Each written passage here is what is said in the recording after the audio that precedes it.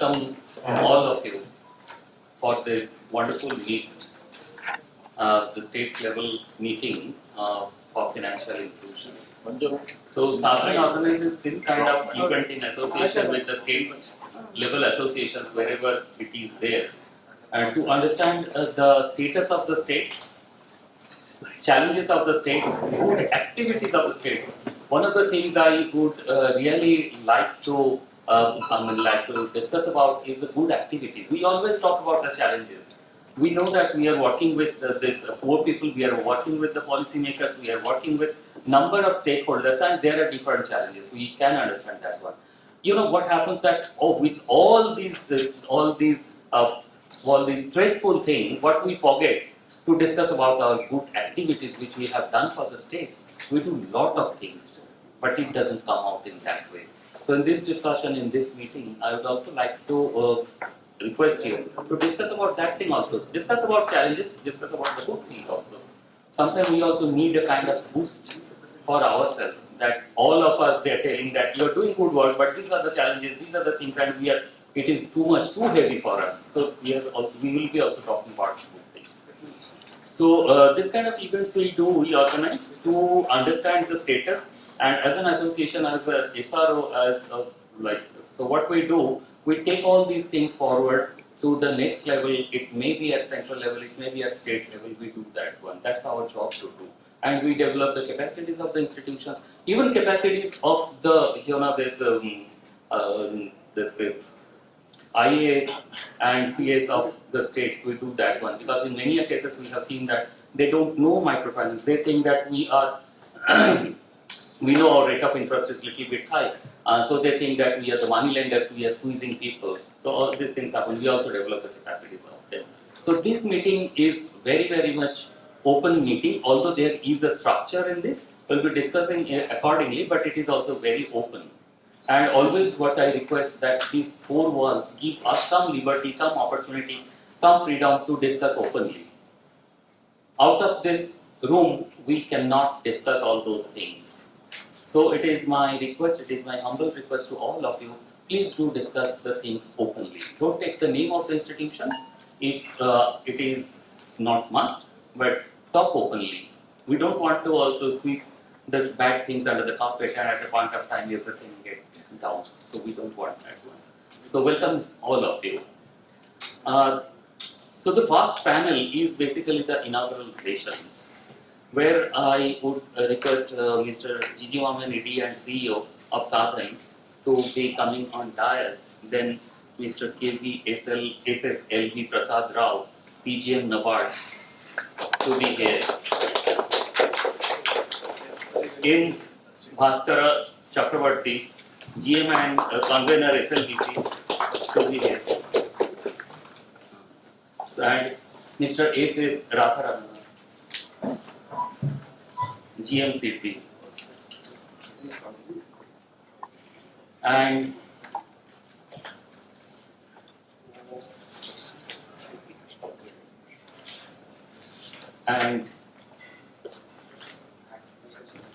although he is not on the dais and he doesn't need any introduction for the sector, he is the forerunner of this sector. So Mr. Fernandez is here. He will be there and guide us for everything. Mr. Fernandez, thank you very much for coming. So over to you, Mr. Mohammed.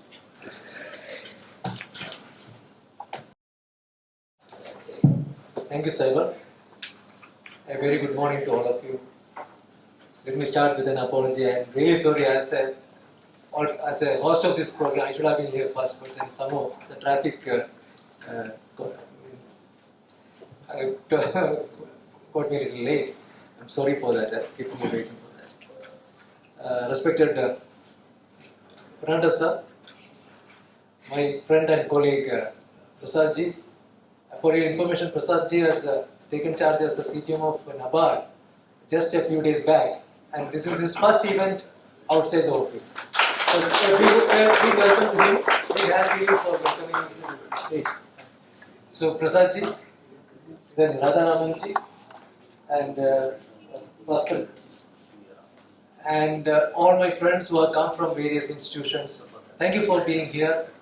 And this is the second event we are doing it in the consecutive year. Last year, if you remember, we did a similar program in Bangalore, and this is the second year we are doing it consecutively. As Saibal has already said, basically this is a occasion for us to understand what we are doing, how we are doing, what more we have to do. So it's basically a searching ourselves how much we have been able to contribute to the financial inclusion. This program is sponsored entirely by SIDBI. In fact, we have one more intention of this program, that we will be discussing, and we will be having a separate session on that.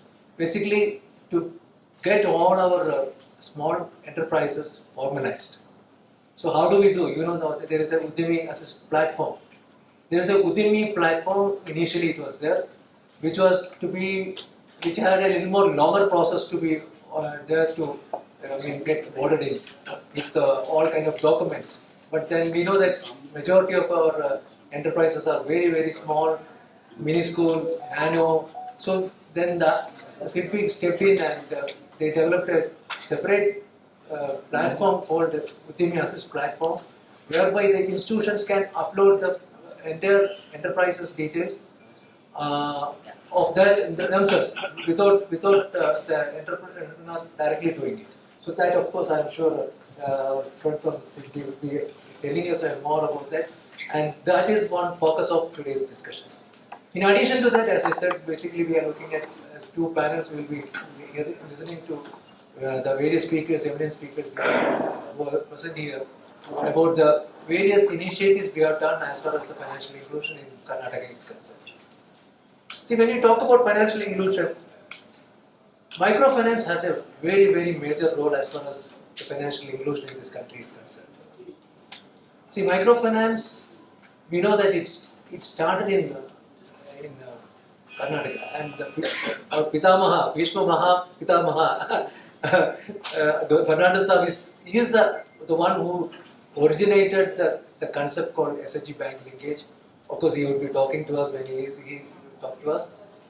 So it started in Mysore under his leadership, Mairada, and which was later adopted by Reserve Bank of India and NABARD as a new financial inclusion process, and named it as SHG bank linkage program. From 1992, that has been happening, and almost it's now 33 years already gone by. Along with that, we also know that another initiative which started through the people like him, like Vijay Mahajan, or even the Gramin Kutam, the promoters, they started a new initiative called microfinance institutions, which also helped. It also went parallelly along with the SHG bank linkage program. And together, if you see, we have almost 14-15 crore of households under this microfinance program, under both the models, I would say. SHG itself has around SHG bank linkage program itself has around 9 crore to 10 crore households under the SHG bank linkage program. Plus, we have the microfinance institutions as well as other institutions who are lending through the JLG model, another around 7 crore. So together 17 crore, but then there are a lot of overlap. So I can easily say that 12 to 13 crores of households are under the microfinance fold, and they have been linked through this mechanism with the banks, with the formal institutions, and thereby we are able to do some kind of service as far as the financial inclusion is concerned. But we know that financial inclusion is not only just to giving credit. There are several other aspects to that. There are opportunities for them to save the money. Of course, SHG bank linkage program gives an opportunity on that, but JLG model doesn't have that kind of opportunity. In some countries, they do allow. In fact, in outside countries, if you see, like Bangladesh and all, they do allow the microfinance institution to do the savings also. But we don't have that system because RBI is very, very clear about that. But in SHG bank model, they have allowed savings. So that is one thing. But then more opportunity for savings are required. Insurance is an area where we are definitely lacking. There are also other kind of things we need to do as far as financial inclusion is concerned. Again, this microfinance is an opportunity to get them loans through the formal system, whether it is MFIs, whether it is banks or NBFCs, whatever it is. But then many a times we were only looking at linking them with the formal credit. We were not going beyond that. Probably it's a time for us to look into that. And you all know that Lakpati Didi program which Government of India has announced, where they are looking at graduating the members from SHG level to an individual level entrepreneur. Definitely they are doing something under an SHG or under say JLG. When they are borrowing, they definitely be doing some enterprise activities on a very small scale, mostly in a livelihood manner. But how to take them to the next level of enterprise? That is what probably the program of Lakpati Didi is trying to do. We are also working along with that. In fact, we have been given a responsibility of working with the state rural livelihood missions in 7 states. We have already started work in Assam, West Bengal, Jharkhand and Chhattisgarh. We will be also doing in Bihar, Uttar Pradesh and Gujarat also. Along with that, we also have got 2 programs supported by SIDBI on a similar line, with of course lesser number of focused way we were doing, lesser number of borrowers or lesser number of entrepreneurs in Tamil Nadu and Gujarat.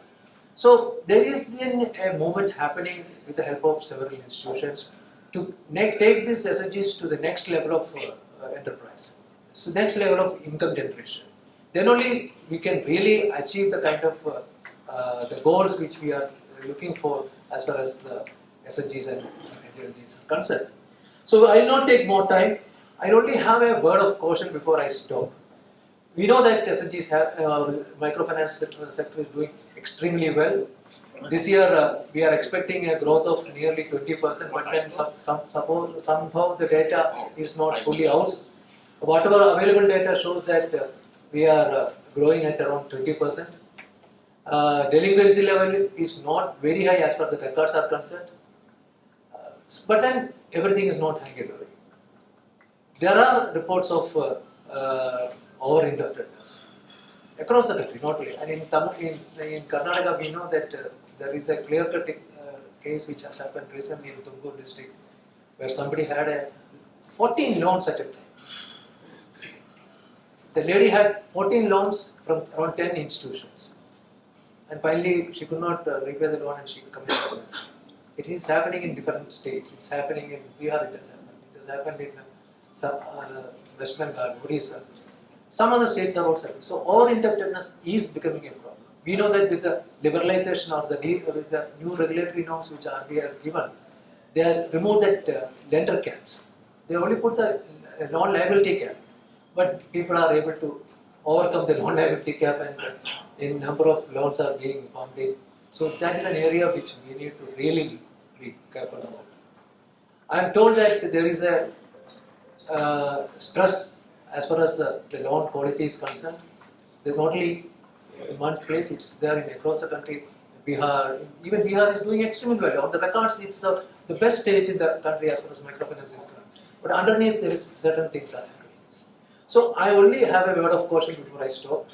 Let's all be very responsible in our approach to the microfinance. See, just for the sake of doing business, if we forget the basics, then we will be in trouble. So I hope that will not happen. We are all quite mature to take care of that kind of a situation. We don't want to get into that kind of situation. With this, I will stop here and I welcome each one of you for today's discussion. After the Conclave. I thank SIDBI once again for all the support they have extended for organizing this program, and I thank each one of you for coming and being with us. Thank you all and welcome. Thank you. Mr. Prasada Rao, CGM NABARD, for his presentation. A very good morning to all of you. Namaskar. Respected Sri Aloysius Fernandez ji, the doyen of SHG movement, not only in the state of Karnataka but all over India. And Sri G.G. Banerjee, respected senior in NABARD and now who is CEO of Sa-Dhan, and Sri Bhaskar Chakravarti Garu, convener SLBC, and Sri Radharamana, General Manager SIDBI, and representatives of various MFIs, banks, ladies and gentlemen. And, as Mr. GG said, this is the first outing for me after taking over as CGM of NABARD, Karnataka Regional Office, and I am very happy to be present here in the midst of this August gathering and the state financial conclave being organized by Sa-Dhan. As all of you know, Sa-Dhan is one of the most respected organization, being an association of microfinance and impact financial institutions, and one of the SROs for the MFI sector recognized by Reserve Bank of India. And it has been doing human service during the last 20 years in the country, and it has good membership. I think it has more than 200 members of MFIs as their members, and they are working almost in all the states, maybe more than 30 states, and covering around 600 districts. So I thank Sa-Dhan for selecting this Karnataka as a venue for this financial inclusion conclave, because Karnataka is known as a land of banking institutions and bankers. This has created many banking institutions, and now it has created many MFIs in the country. A very leading MFIs are working from the state of Karnataka. And as all of you know, I think Mr. GG has covered most of the points, because he is one who has worked in the industry for a very long time. He was CEO of NAPFINS, one of the leading institutions in the state of Karnataka, and now in the last 2 years he has been heading Sa-Dhan. So I think he is one of the leading personalities in the field of microfinance sectors. And we have also Mr. Fernandez. When I met him, he was. I am really thankful to him. He was remembering one of our CGMs, SC Vadwaji. Okay, because he was heading Karnataka Regional Office when this SHG banking linkage program was piloted here. Mairada came forward to pilot it, and bankers were very reluctant. So I was told, I don't know how far it is correct, in one of the meetings, Mr. Vadwaji became so emotional and said, NABARD cannot give you a guarantee, but I will give my Provident Fund account as guarantee. Please do this. I think he is agreeing with me. So that is the passion with which this movement was started here. If MFI industry is what it is today, I think the seeds were sown in Karnataka, and Mr. Fernandez is responsible. So from there, yes, we have come a long way, and though financial inclusion has become a buzzword of recently, but in one form or the other, financial inclusion has been in the agenda of the policymakers and the governments, right from the, right from the cooperative movement, and then even banks nationalization and setting up of RRBs, and then recently setting up of small finance banks. All these steps by Reserve Bank of India and Government of India have been steps towards the financial inclusion, because it's all well recognized that financial inclusion is a game changer, and if India is aspiring to attain the third largest economy, fifth largest economy or third largest economy, I think the development of rural areas and the financial inclusion is one of the conditions for those macro things to happen. So in this background, I really appreciate that Sa-Dhan is conducting this program in this state of Karnataka, and as all of you know, since 1992, some figures were given by GG Meman. We have come a long way, and covering SHG bank linkage program itself covers more than 16 crore households, and there are around more than 1 crore 30 lakh SHGs have been linked with the banks. And they have one beautiful thing in SHG bank linkage program is the amount of savings. which he said which was not there, which is not there in the MFI sector. They as statistics put out, there are more than 60,000 crores of savings by these SSGs in the country as on 31st March 2023, which is quite phenomenal, and that is one of the reasons for the successful implementation of this SSG bank linkage program. And MFI sector, yes, parallelly it has grown a long way. As all of you know, it is a very heterogeneous sector. There are especially the person who's outside the sector will not understand this sector. It is very difficult. There are so many institutions in so many forms. There are NBFC, MFIs, there are societies. There are many. It's a very heterogeneous sector, but it is really the way it has grown over the years and reached around almost 2 lakh crore portfolio by according to Sa-Dhan's report itself. It speaks volumes of the role played by the sector in the country. Yes, though it is witnessing phenomenal growth, yes, the sector is having serious challenges that is facing in their operations, but at the same time there are serious concerns also from the other parts of the society, as highlighted by Mr. G.Z. Memon.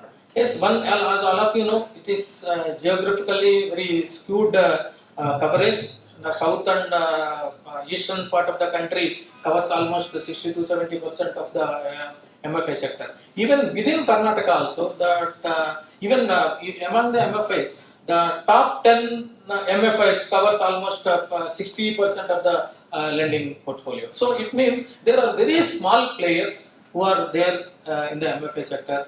They need a lot of support from various quarters.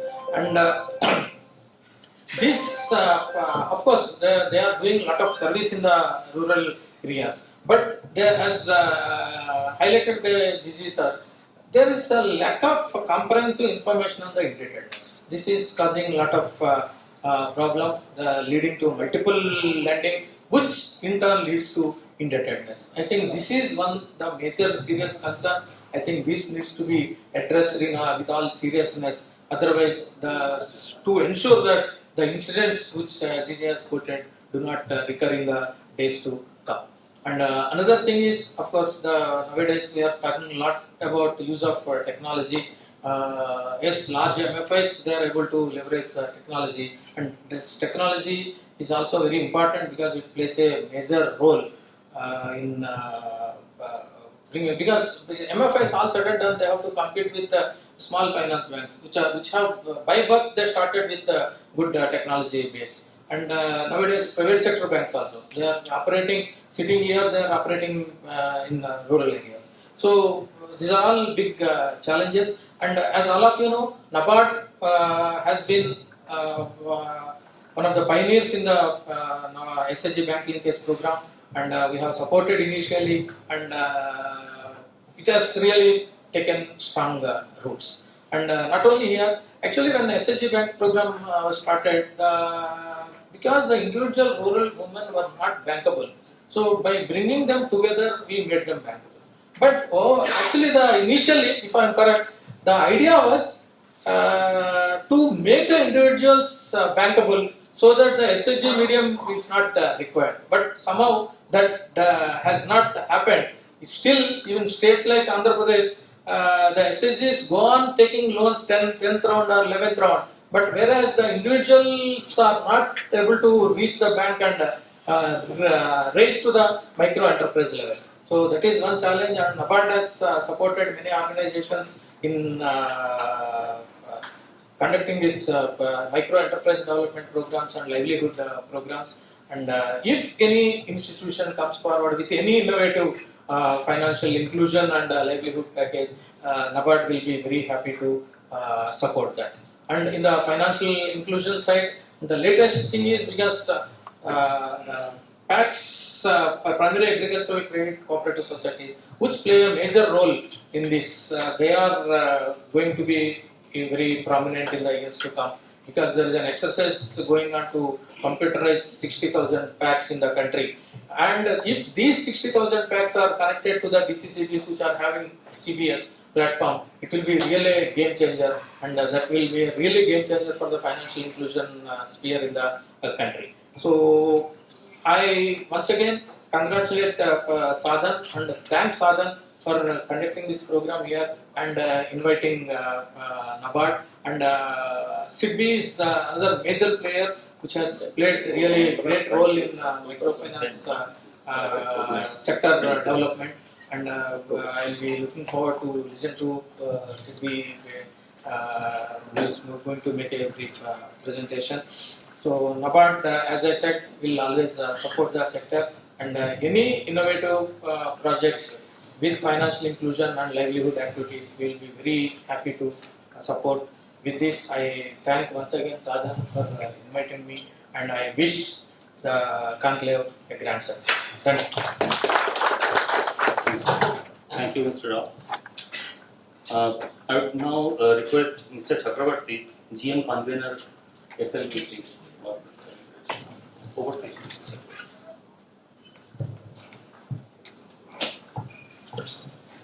Good morning to all of you. It's my pleasure that I am here in the midst of all of you. I extend my heartfelt thanks to ACME for having invited me for this yearly gathering of all the member association of ACME in Karnataka. And first time I am attending this type of meeting. Earlier, I don't know. I think 2022 it happened, sir. Yeah. 2023 it is now. Not 22 22 it happened. I have seen that video also uploaded in YouTube. Now, respected people sitting on the dais, Mr. Prasad Nabad, Mr. J.G. Mohammed, and CP, Mr. Radharan, and all the members present here. So, my story of telling these things, you invite me to speak about challenges and opportunities of financial inclusion in Karnataka state. From the bank's perspective view, I have different view. If I want to speak about this, I have to speak in a different perspective. I am happy to see Mr. Fernandez, sir. They were following my SHG movement in India, from where so many things and inputs and policy initiatives have been taken by all the state governments and government of India. Sir, if you don't, I want to travel back. Just when I joined in the bank during 1990s as a real extension officer, I've been posted to one other branch in Tamil Nadu called Talavari, Veerappan area. And I think maybe Saad may be knowing, they are having very good Mairada branch there at Talamalai, sir. Yes. Talamalai. We used to interact with your people. They used to come and give the SHG applications for recommendations and loans and we used to, there are two banks, Corporation Bank and Canara Bank. We used to fight with each other to get the loans sponsored by Mairada so that our work is simplified. No need to follow up these accounts because they have a very good structure of follow up with these SHGs during those times. And we used to be happy to see that. We used to attend meetings and if you don't mind, sir, I can say I have suggested some other measures during those times and regarding rating of SHGs from outside Canara Bank side. And I am happy to say that time, during that year, because of this Talamalai Mairada movement in the entire Erode district of Tamil Nadu, the district has been adjudged the best district in the Pan India during the SHG finals. And our district collector has received the award during those days. So thanks to SHG movement, now things have changed. A lot of players have come into field, and this challenge is faced by all of you. I need not tell, all of you may be knowing reach and depth of your operations, making you costly. This is where you have to work out some other measures to reduce your cost of operations at the field level. Going forward, so many players are coming into field. Your redefinition of a business model, it has to happen. Otherwise, going forward is a tough challenge for all of us. microfinance institutions and for banks also. Unless we adapt, unless we change ourselves, is going to be tough for all of us. And as you all of you know, there is a feeling from other side, higher rate of interest. When your cost of operations comes down by your various initiatives and measures by all of you, definitely we can have one seminar conclave regarding how to reduce your cost of operations. I am here to help from bankers' point of side also to see that it is stabilizer and to help people. All of you are here to make it our India is what we call one of the most developed country going forward. And in this direction, the importance of financial inclusion, it may not be mentioned. It is going to play a game changer. Why I am telling you, I studied that. If you happen to see the FI index, maybe all of you may be knowing, FI index RBI releases every July of every year. 2014 it is at 29%, below that, 2014. If you see the latest release, it is almost reached 62%. So many people have been brought into this financial inclusion, thanks to all of you. Thanks to bankers, thanks to institutions like you, microfinance institutions, thanks to government side, thanks to NABARD, thanks to CP, thanks to all of us. Let us say hats up to all of us. That this has been brought into, and our FI index has increased to 60%. Still 40% is gap. That is where our role has come into play. I request all of you, kindly ponder over about how to reach make it FI index at least minimum 90% to make our India as 5 trillion economy. Why I am mentioning this 5 trillion economy is, in 2014, when a FI index is 29%, our Indian economy is at 10th position. When the FI index has reached 60%, now it is a third or fourth largest economy in the world. I am studying this relationship between FI index and the growth of Indian economy. I can say, I can vouch that this type of development in Indian economy has taken place because of financial inclusion only. All of us players in this. Not big corporates, I am telling. They are also there.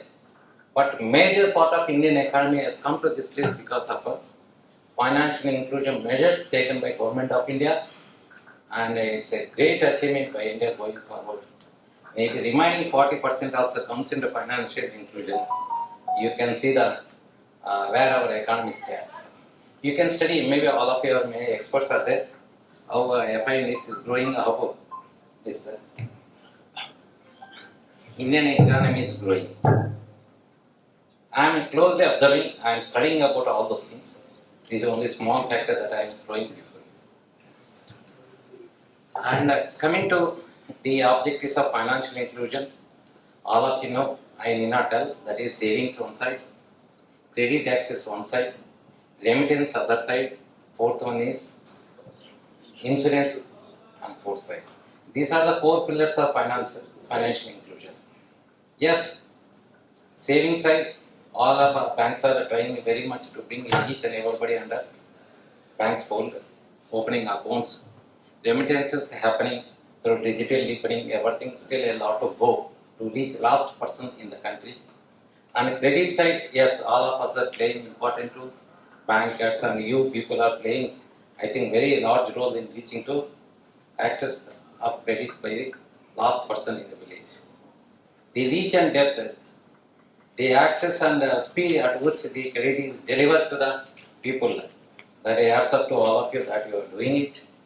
But at the same time, as I told earlier, this one pondering over reduction of cost of operations by all of you plays an important role in coverage and making you all profitable, and making all banks also to come to you.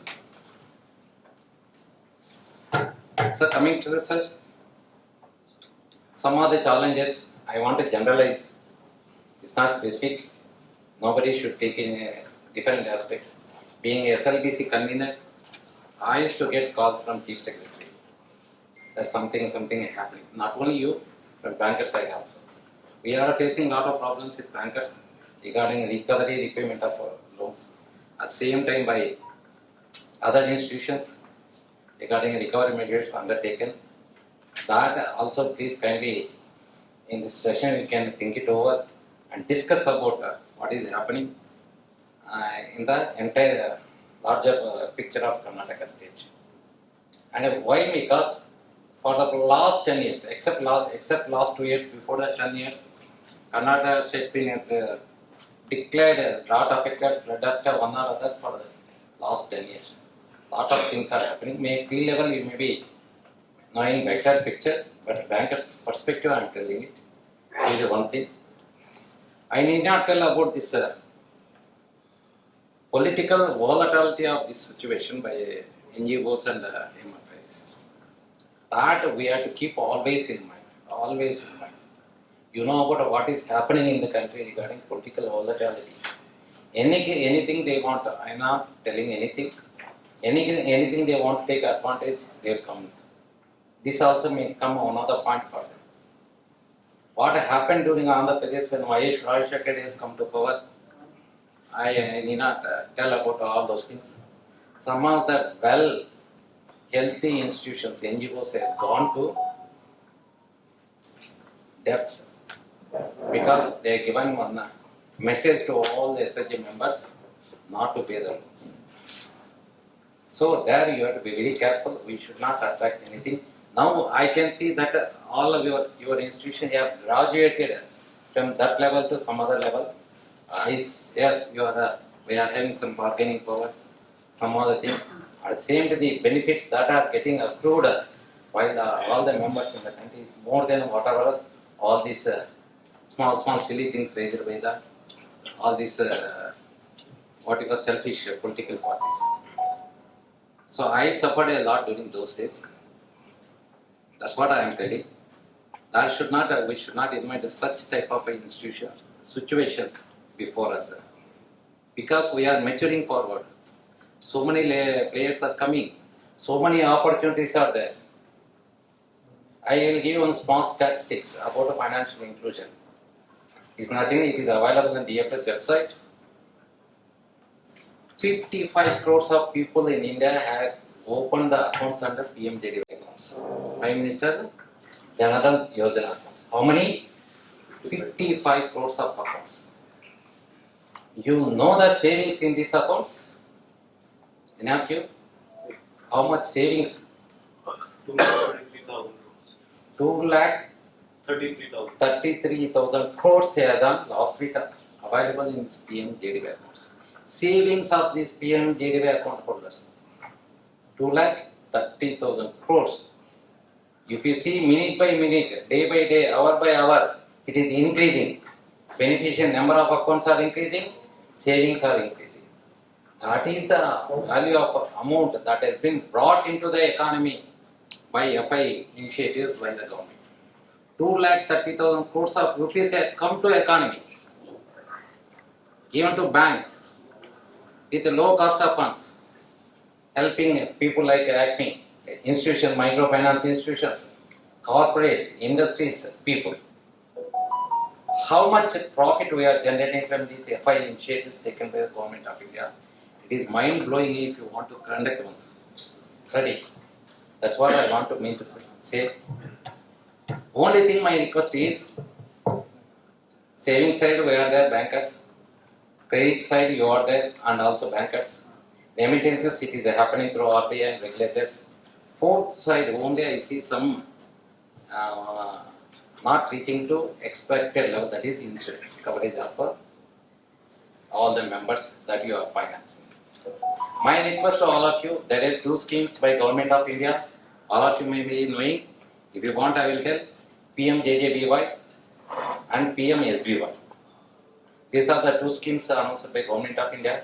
Please cover your beneficiary under these schemes. PMJJBY, only thing is nothing, no criteria. Only age is the criteria. Nature of death is the criteria. 18 to 50 PMJJBY. Prime Minister Jeevan Jyoti Bima Yojana. 436 rupees per year. It covers natural death for any cause. You will be getting 2 lakhs. Second one is Prime Minister Suraksha Bima Yojana. You know that premium? 20 rupees per year.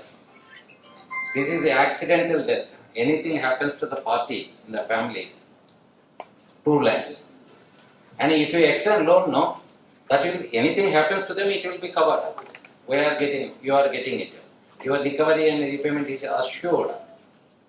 So my request to all people, please make it. If you want to have tie-up with the bankers, I am ready here to as SLBC convener to tie up with you through banks for coverage of these schemes. My request to all of you kindly, as a part of CSR initiative for you and for us, or is a compulsory target for all the bankers in the entire India. My request to all of you, please cover this, all these poor beneficiaries under these schemes. I hope no party you are giving more than 2 lakhs. Average ticket size is, I don't know, roughly 45 to 50,000 maybe. See how much benefit, even if you cover by 20 rupees, how much you are getting. So kindly take it forward. I am here as a SLBC convener to help all and cooperate and associate all of you. So with this a few words I want to close. And Karnataka state is lagging behind in coverage of FI initiatives. All of us bankers, including all of us, let us play important role in reaching to each and every person in Karnataka state to cover under all these FI parameters, FI coverage. And the only thing, slogan that I can give you is not slogan, to regularize, to keep ourselves monitored, to keep ourselves complied with all the regulatory guidelines. I request only to keep in these 3 sentences: compliance first, business next, ethics must.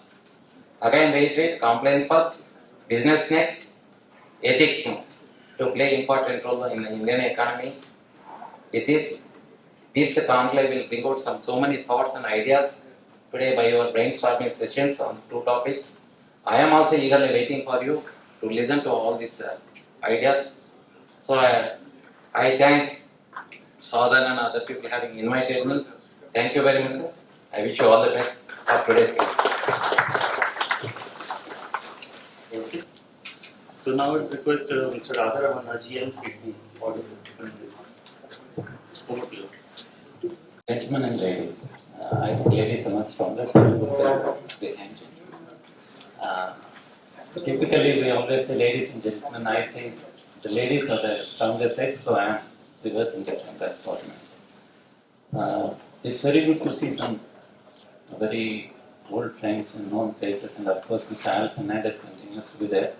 Almost he has been there since I joined the bank. So, it's good to see such presence. Of course, why we are here is to share our experience with helping undertaking a project called the Genesis platform. We're trying to register all the informal micro enterprise in the country. That's under the Ministry of MSME.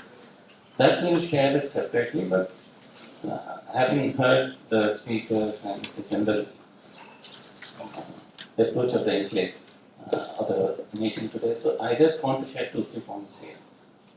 That's more based on my experience in the microfinance industry over the years. The first is, the change will happen whether we like it or not. So it's whether we accept it today and look to the future, or resist it till the last minute. Somebody said about practices. So I remember when we were here in around 2000, 2005, the phrase multiple lending used to occur a lot.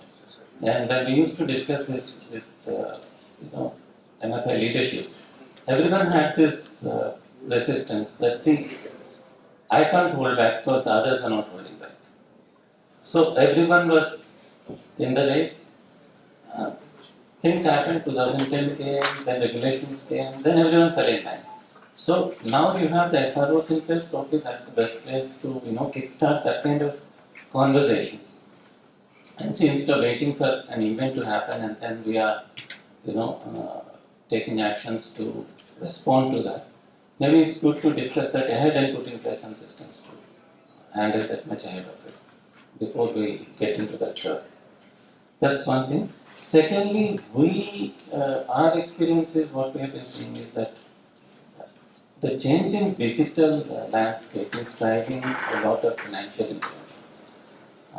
Even in larger ticket loans, we are seeing considerable digital happening. And frankly speaking, though we make those interventions in India, there are lenders who use digital on a very large scale.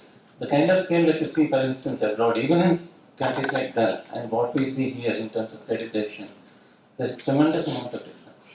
Even in very, very large loans, here we still have manual interventions, but that becomes automated abroad. So the movement is towards that, and I think it's a good time for MFIs to review their own approaches.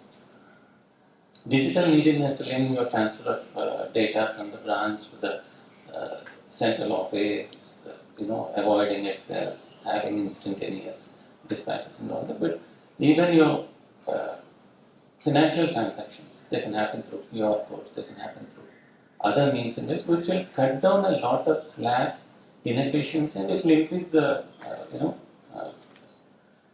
liquidity in the bank account. Now, quite often, I think liquidity is somewhere between two bank accounts. That can be curtailed. So whether you like it or not, the movement will happen there. You will be compelled into that. So whether you want to, plan ahead and take it today and bring in some interventions, or you want to wait for that is a question that all of you have to address. The third one is, again, linking it to the informal registration, while we'll briefly make a presentation to that. The idea is that we are also talking to somebody like SRLM and RLM and all.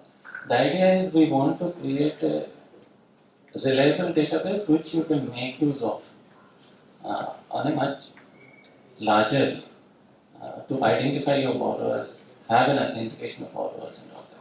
So while we make a presentation on that, our request would be to, for you to go through it, and whatever sessions you have, we'll be expecting that during that interaction. So thanks a lot. So now we are concluding our inaugural session, and we would like to request Mr. Mohan to provide a small token of appreciation to our esteemed speaker.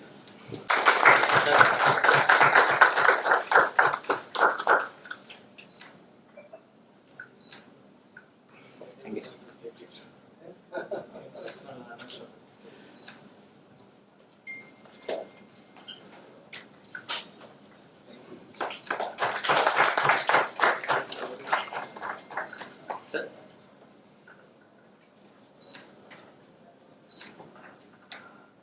Thank you.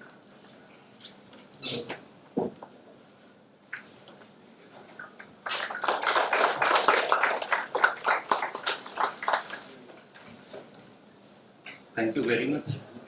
Thank you. So, there will be a photograph. Please come in front. And there will. Thank you, sir. Thank you very much. Our next session, it's not a session, it is a deliberation, it's a lecture from the stalwart. The presence of microfinance, the presence of Sa-Dhan itself is because of that man.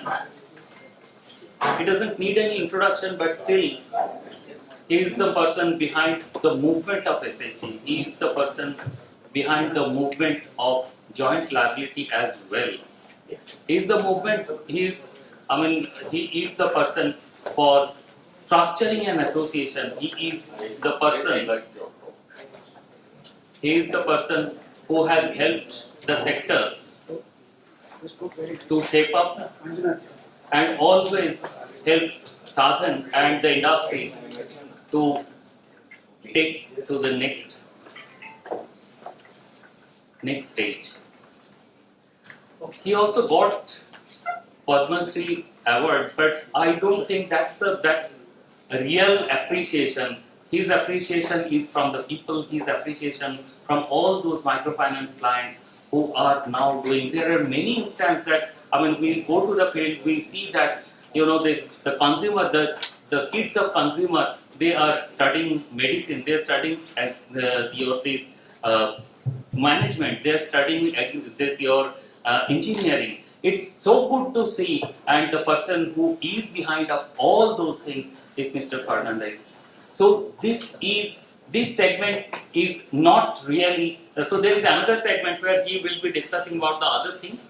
This segment is basically what we want from him is the philosophy. This segment is what we want from him is the guidance. This segment what we want from him a kind of pathway for us. All of us will be working for.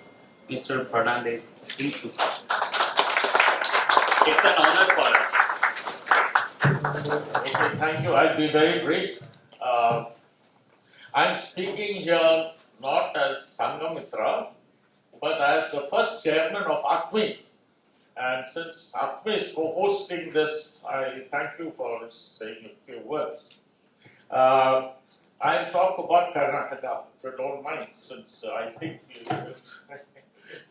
my wife asked me, why are you dressed today like Chandrababu Naidu? I'm going to, she's a neighbor of Yogi from Gorakhpur, so she's, now, the point is very simple. Karnataka, we are a little different for two reasons. One is Karnataka had no steroid growth of microfinance. Some states went like that and collapsed again. Karnataka has had, and why? It had sound institutional growth, and I will mention that. And the second reason is Karnataka did not start its own microfinance institution. When Deva Gowda was chief minister, there was a push to start a bank in Karnataka. I was also called, and I was dead against it. When he became prime minister, it almost came through. But fortunately, RBI stood its ground and the government fell. So, so for these two reasons, Karnataka has got a pretty sound, balanced financial system. Now, the first one, institutions. I'll just mention them and then I'll tell you ACME and I'll stop. Which are the institutions really that have established Karnataka's financial system? And the first is NABARD. Absolutely not. From 1987, not now.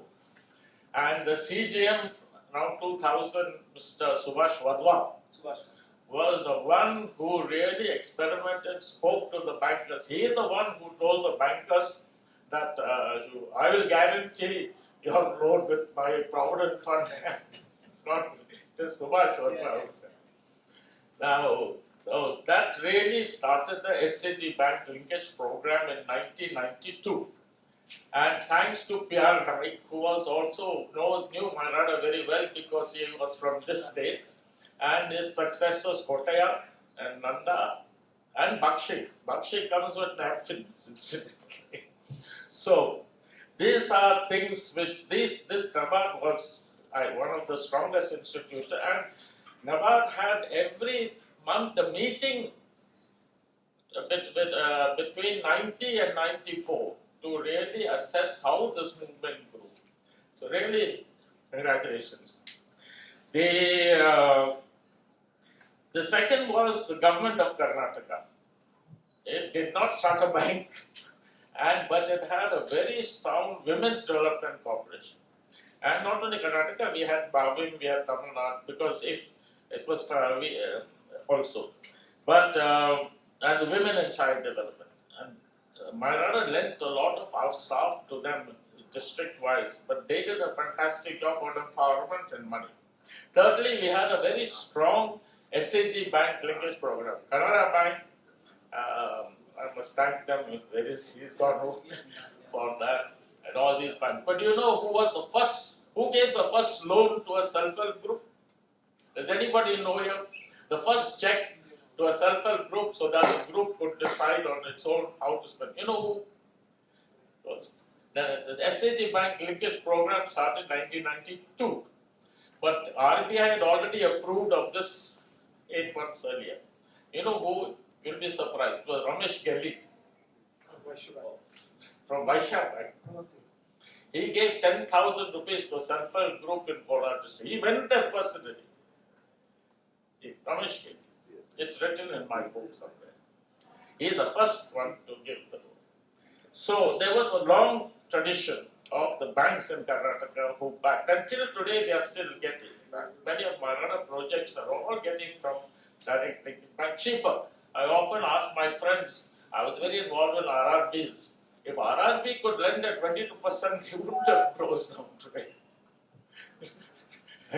You know, when the interest rate in my time was a sacred thing.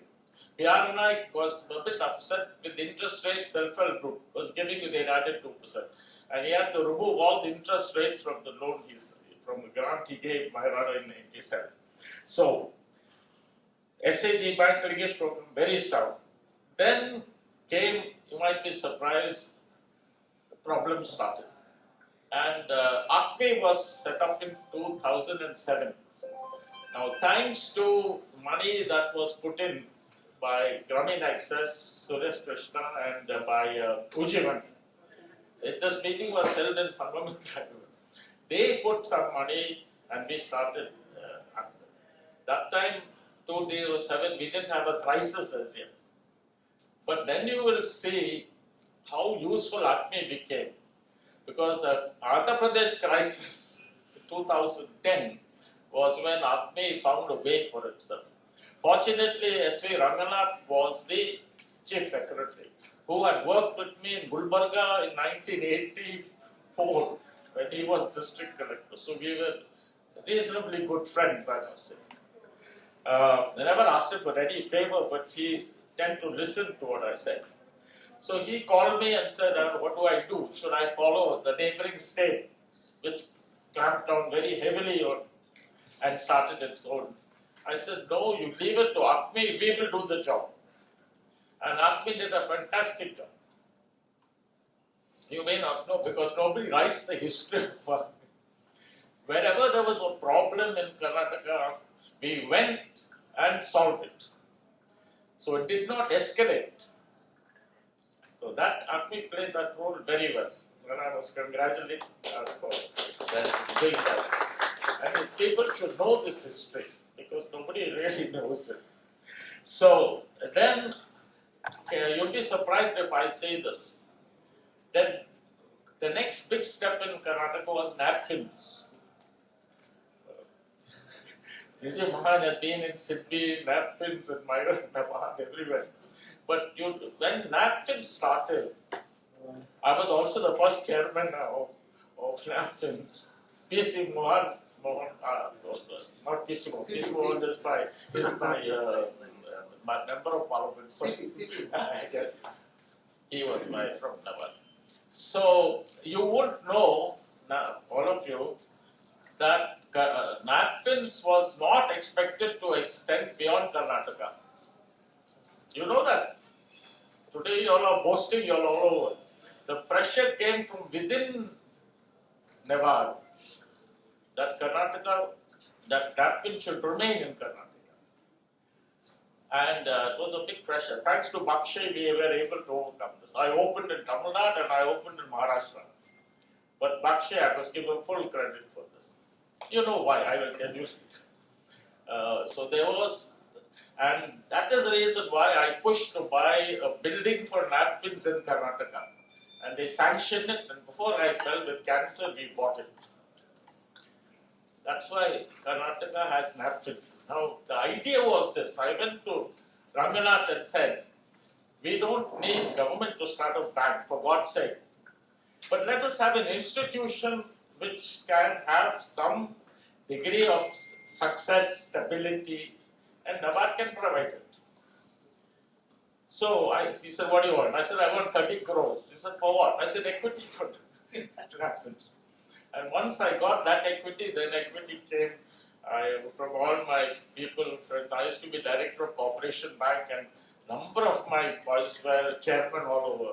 Malaya and Nair and all gave 5 crores, 5 crores, 5 crores on cell phone. And then NABARD matched it. So napkins was played a very important role. I'm very happy to see all of you there today. And welcome. So I'm just telling you this because that was the history of it. Now, ACME has played a role. I'm very happy you're backing it. I know you have a good state institution in, I remember Orissa, West Bengal, UP. And to me, this should be your push. Strengthen the state institutions. To me, that is, I would invest money from you into strengthening the state institution. Because in the ultimate analysis, if the states don't back you, you are not going to survive. So you must do that as a mission. And incidentally, Sa-Dhan, I was very interested. When I started Sangamitra, we were very lonely. Sangamitra started in 1995, for your information. But then Sa-Dhan, thanks to Vijay and all, in 1999, we were able to come together. The name Sa-Dhan was given by Sangamitra, for your information. Yes. So this history you should know. And therefore, this you have kept your this thing. But if I would do anything, I would strengthen the states. So congratulations to what you have done, Sa-Dhan. And ACME, you have done a good job in crisis, but you should do every district has ACME unit. Every district. And they're working. Thanks to the MFIs in each district. That is the strength of it. If I go to Gulbarga, I still go. Gulbarga, Bidar, I find them there. Very good. Because my Rada, I still have my contacts. And we are in 15, 18 districts. So I hope ACME continues as the emeritus chairman of ACME. Please strengthen it. And thank you for coming here. And thank you, Manjunath, for bringing the blessings of Dharamsthala. Thank you. Mr. Fernandez. One thing I should tell you, sir, when I was doing my research, the only structured document I could get on microfinance is yours one. It's long back, yes. Now we get a lot of documents, but at that time, the structured one, most structured one, and you have been referred in this study at least for 7 times. I was counting that one. Thank you very much. It is always pleasure to meet you, pleasure to learn from you, all of us. Thank you very much. So this is the time for our networking tea break. We are running a bit late. So if we can make it like it is 5 to 11. So if we can make it till 11:15, it will be 20 minutes. I'm making it short for 10 minutes. Thank you very much. 11:15 will be gathering here. Thank you very much.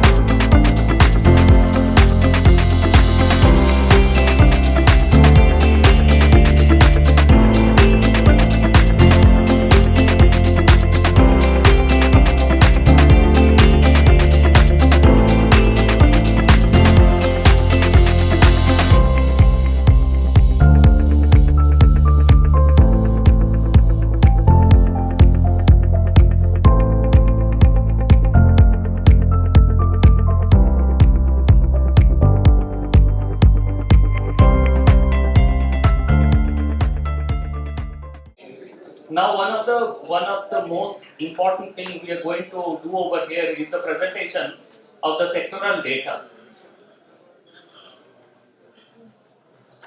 This is where we get the insights, this is where we get to understand ourselves that where are we going, what's the status, where are we going, and what kind of challenges are we facing. So now our member, our very valued member, Equifax, is here, the representative. Shruti is here, Shruti Joshi, who heads the insight of Equifax. She is here to give us that presentation. Would really be looking forward for her presentation on different types of insights from where are we standing, what kind of, little bit of historical data as well, and what kind of things we can look forward for. All these things we would be looking forward to understand from Shruti. So Shruti, the presentation is one thing, and the other thing is some question answer may be there, and we would like to get the answers from your end as far as possible. Over to you, Shruti. And we look at data and we understand the numbers, but there are a lot of people like Financer who actually understand the pulse of the ground. So during the question answer session, I would request you all also to pitch in, because we only talk as per the numbers and what we understand while talking to you all, but you all actually know what's happening on the ground. So with that said, I will start the presentation. We have covered aspects of how the state of Karnataka has grown in this last 1 year. We have also covered the aspect of delinquencies and where the risks are right now.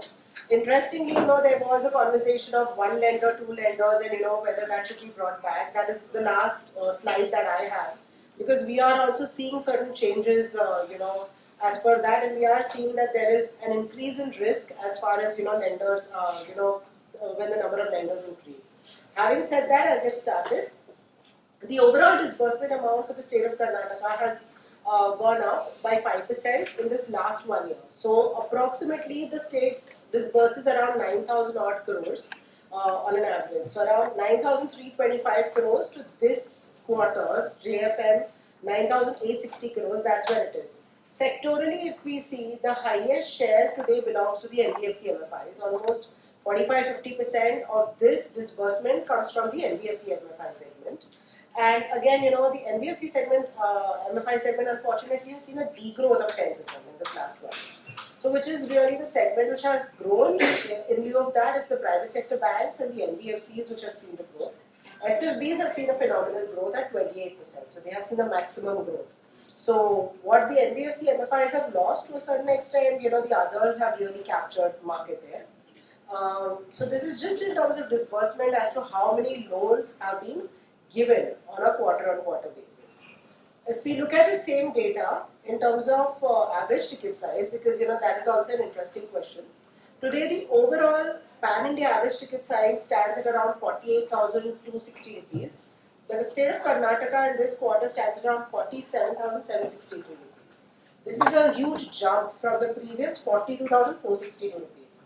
Again, sectorally, if we see, NBFCs have the highest ticket size. So, we saw that their disbursements are actually going down, but the ticket sizes have actually gone up from 51,000 rupees to 59,000 rupees. What are those?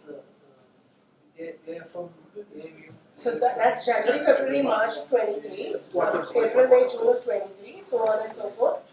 Fast forwarding to January, February, March of 24. So this data is till March of 24, and we have given a quarterly representation. So every quarter is represented like that. Also, we are seeing that across the board there has been a growth in terms of average ticket size. So what is the source of your data?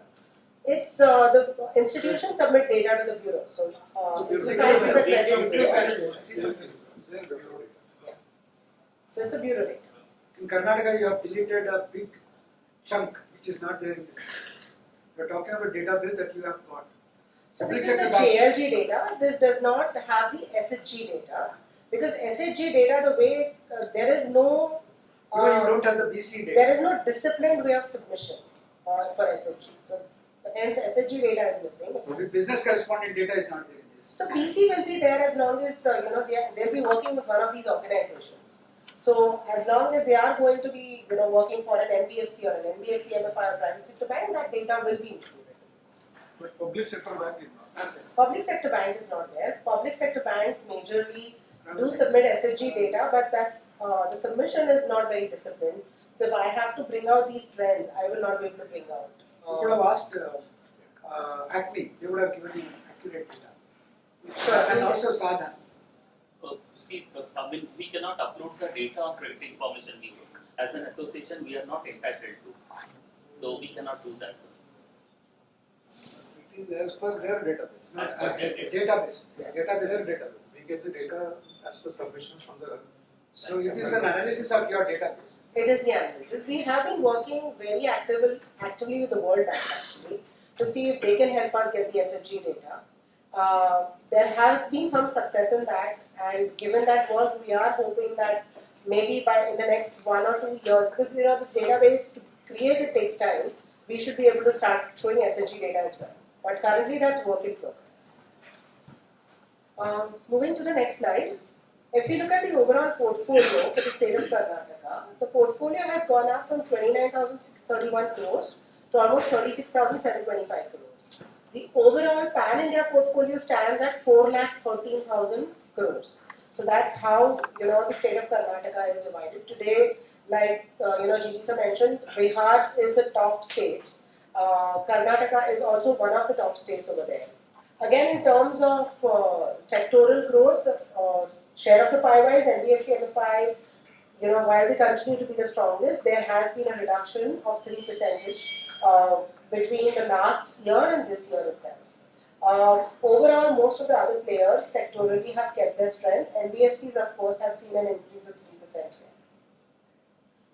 If we look at delinquency, and these are 90 plus delinquency calibrated up to 179 only. Delinquencies overall on a year-on-year basis, which is the black dotted line, has seen a reduction from 0.49% to 0.43%. Sectorally, NBFCs have the best delinquencies. Their delinquencies have actually gone down from 0.3 to 0.28%. And SFBs and NBFC MFIs have almost similar delinquencies in this by this year end at 0.5%. Overall, while the delinquencies have gone down, from September onwards, we have started seeing an uptick in delinquencies. So that's where some of those concerns or points of concerns are coming in. That while the trend was looking great, there is certain disturbance, so to speak, from September onwards, wherein we are seeing an increase. If we look at, so while this was a trade line level view, if we look at how borrowers are doing, and we look at a deep dive into their buckets, we see that, and we have plotted the industry data and the Karnataka data side by side, and we have categorized this further into ticket size bucket. Maximum borrowers will be of ticket size 25,000 and above. So on a national level, almost 64% of the borrowers have a ticket size of 25,000 and above. 50% of them have a ticket size more than 50,000. State of Karnataka is actually much higher. Almost 39% borrowers have a ticket size of 50,000 and above. So there, is when we start seeing what we were discussing, where the leverage risks start increasing. Lenders start giving money to the same borrowers, and that could then get on a risky path, especially if they do not have the ability to repay. So these trends then need to start getting looked at in a deeper way. Can we understand how many the borrowers are above 50,000? So how many lenders would be there for them? We have that data. That data is it? Yes. That is something very. If it is only 1 or 2 lenders and the amount is 50 plus, it's not a. It's not a big issue. So the lenders are limited, and we can help you. We'll give you that data. We do have that information. If we go to loan cycle ID-wise analysis, loan cycle ID again is becoming a significantly important topic in the industry. So while this does not talk necessarily about the new to credit customers, it also talks about how many first cycle loans are there, etc. So if we look at industry versus state of Karnataka, we are seeing a very similar trend. So loan cycle ID 1 represents if Shruti is getting a first loan from say Grameen, I'll be loan cycle ID 1. Also if I'm getting a first loan from Bandhan, I'll be loan cycle ID 1. So it's not necessarily that I'm a new customer, but this is my first loan with the institution. So this trend is at least healthy, because we are seeing that while 56% of the loan customers are getting loan cycle ID 1, that trend is gradually reducing. However, if we plot delinquency data also on this trend and we look at how those delinquencies are moving, what we see is that while loan cycle ID till 2 to 3 the delinquencies are staying upward, 4 to 5 is where they are actually going down. So what's happening in loan cycle ID 4 or 5 is most of the good customers actually graduate to individual customers. So there was a mention of Lakpati Didi, etc., where the government is trying to ensure that customers move to the retail segment. So when we do an analysis of how these customers from the MFI side are moving to the retail side, we find a lot of these are in loan cycle ID 3, 4, so on, where they move. So you see they have the best delinquency rates there. They're ensuring that they have improved delinquency and moving on. However, the remaining lot which is present here, you see the delinquency shoot up quite a bit. On the industry side, they've shot up to 14%. Karnataka is still actually well managed. So what it shows is the state of Karnataka is actually contrarian to what the industry is doing, where they're able to manage these delinquencies also for customers towards a later loan cycle ID. That's not happening industry-wide. The lower 2.6% that we are seeing in the industry is mainly because most of these loans are written off or closed or have moved out with higher delinquency. So that's why the delinquency rates have reduced industry-wise. But these are not really the good quality customers which are getting retained in the industry. Karnataka state is doing phenomenally well here as per what the data is saying. So that's congratulations to all of you and the way you are managing the customers at your end. We also have a look at the data with different geographic cuts like rural, urban, semi-urban, and how different districts are performing. So if you look at the top districts here on the right hand side, we have put the data of the top districts pan India. On the left hand side, it's really how Karnataka has done. Now we have given, while this is the first slide, this is on the disbursement. Similar slide we've also given on portfolio, which will come in next, but I'll stick to this slide and talk about disbursement. So disbursement wise, if you see West Bengal, Murshidabad is the top district today in India. The disbursement growth is almost 31%. The next, which is Bihar, which is the top state today, this district of Samastipur has grown by 19%. And then we are seeing it's Bihar all over. So while first district is West Bengal, it's across the point with Bihar, Samastipur, Muzaffarpur, Champaran and Madhubani. All of them have grown at an average of 19%, with the exception of Madhubani, which has grown at 26%. Now, if we look at how Karnataka is doing at the same angle, Mysuru, which is the top district, has grown at 20%. The district of Belgavi has grown at 30%, and Ballari as well, and the rest have almost grown at a rate of 20 to 24%. One issue is this comparison may not be appropriate because Belgaum and Tumkur are the largest district, twice the district of others. So, if you can have an index based on the population, percent of the population, that gives a fair representation. Well, that's a very good suggestion. The current census data that we have is 2011 that we know, and if we put some multipliers, those, then we could absolutely do that. In fact, That it's a would good be idea. better comparison. Otherwise, Yeah. this data is picked up by rating agency. Then they say you have overexposure. Exactly. No, that's a fair Which is point. a misrepresentation of facts. But in reality, it's not so. No, that's a fair point. We do have to compare to the population. To a certain extent, there has been a discussion whether we should also compare it with the state GDP. Like the GDP of Bihar versus GDP of Tamil Nadu or Karnataka is very different, right? And the way they are growing is very different. So maybe There is a way it is better. yeah. So if we start putting in those macroeconomic points, of course, these data points, the way we represent them changes. We'll try to do that in our next session. Salman sir, we did an analysis of state. Top 5 states represent around 56% of the portfolio. The population I we just saw is 36%. So that is one indicator.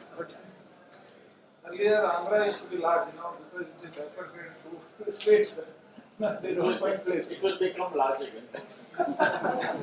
Because geographically, you say it.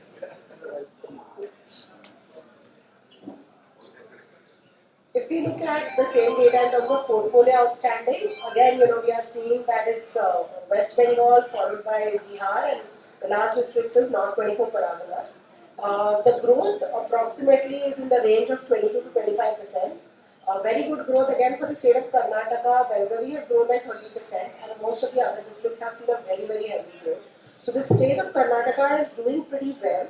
They're managing their delinquencies well. They're growing well. We are not seeing the same trends at an industry level where we are seeing starting concerns or seeing delinquencies. Gigi sir did talk about the state of Bihar with phenomenal growth of almost 40% portfolio outstanding.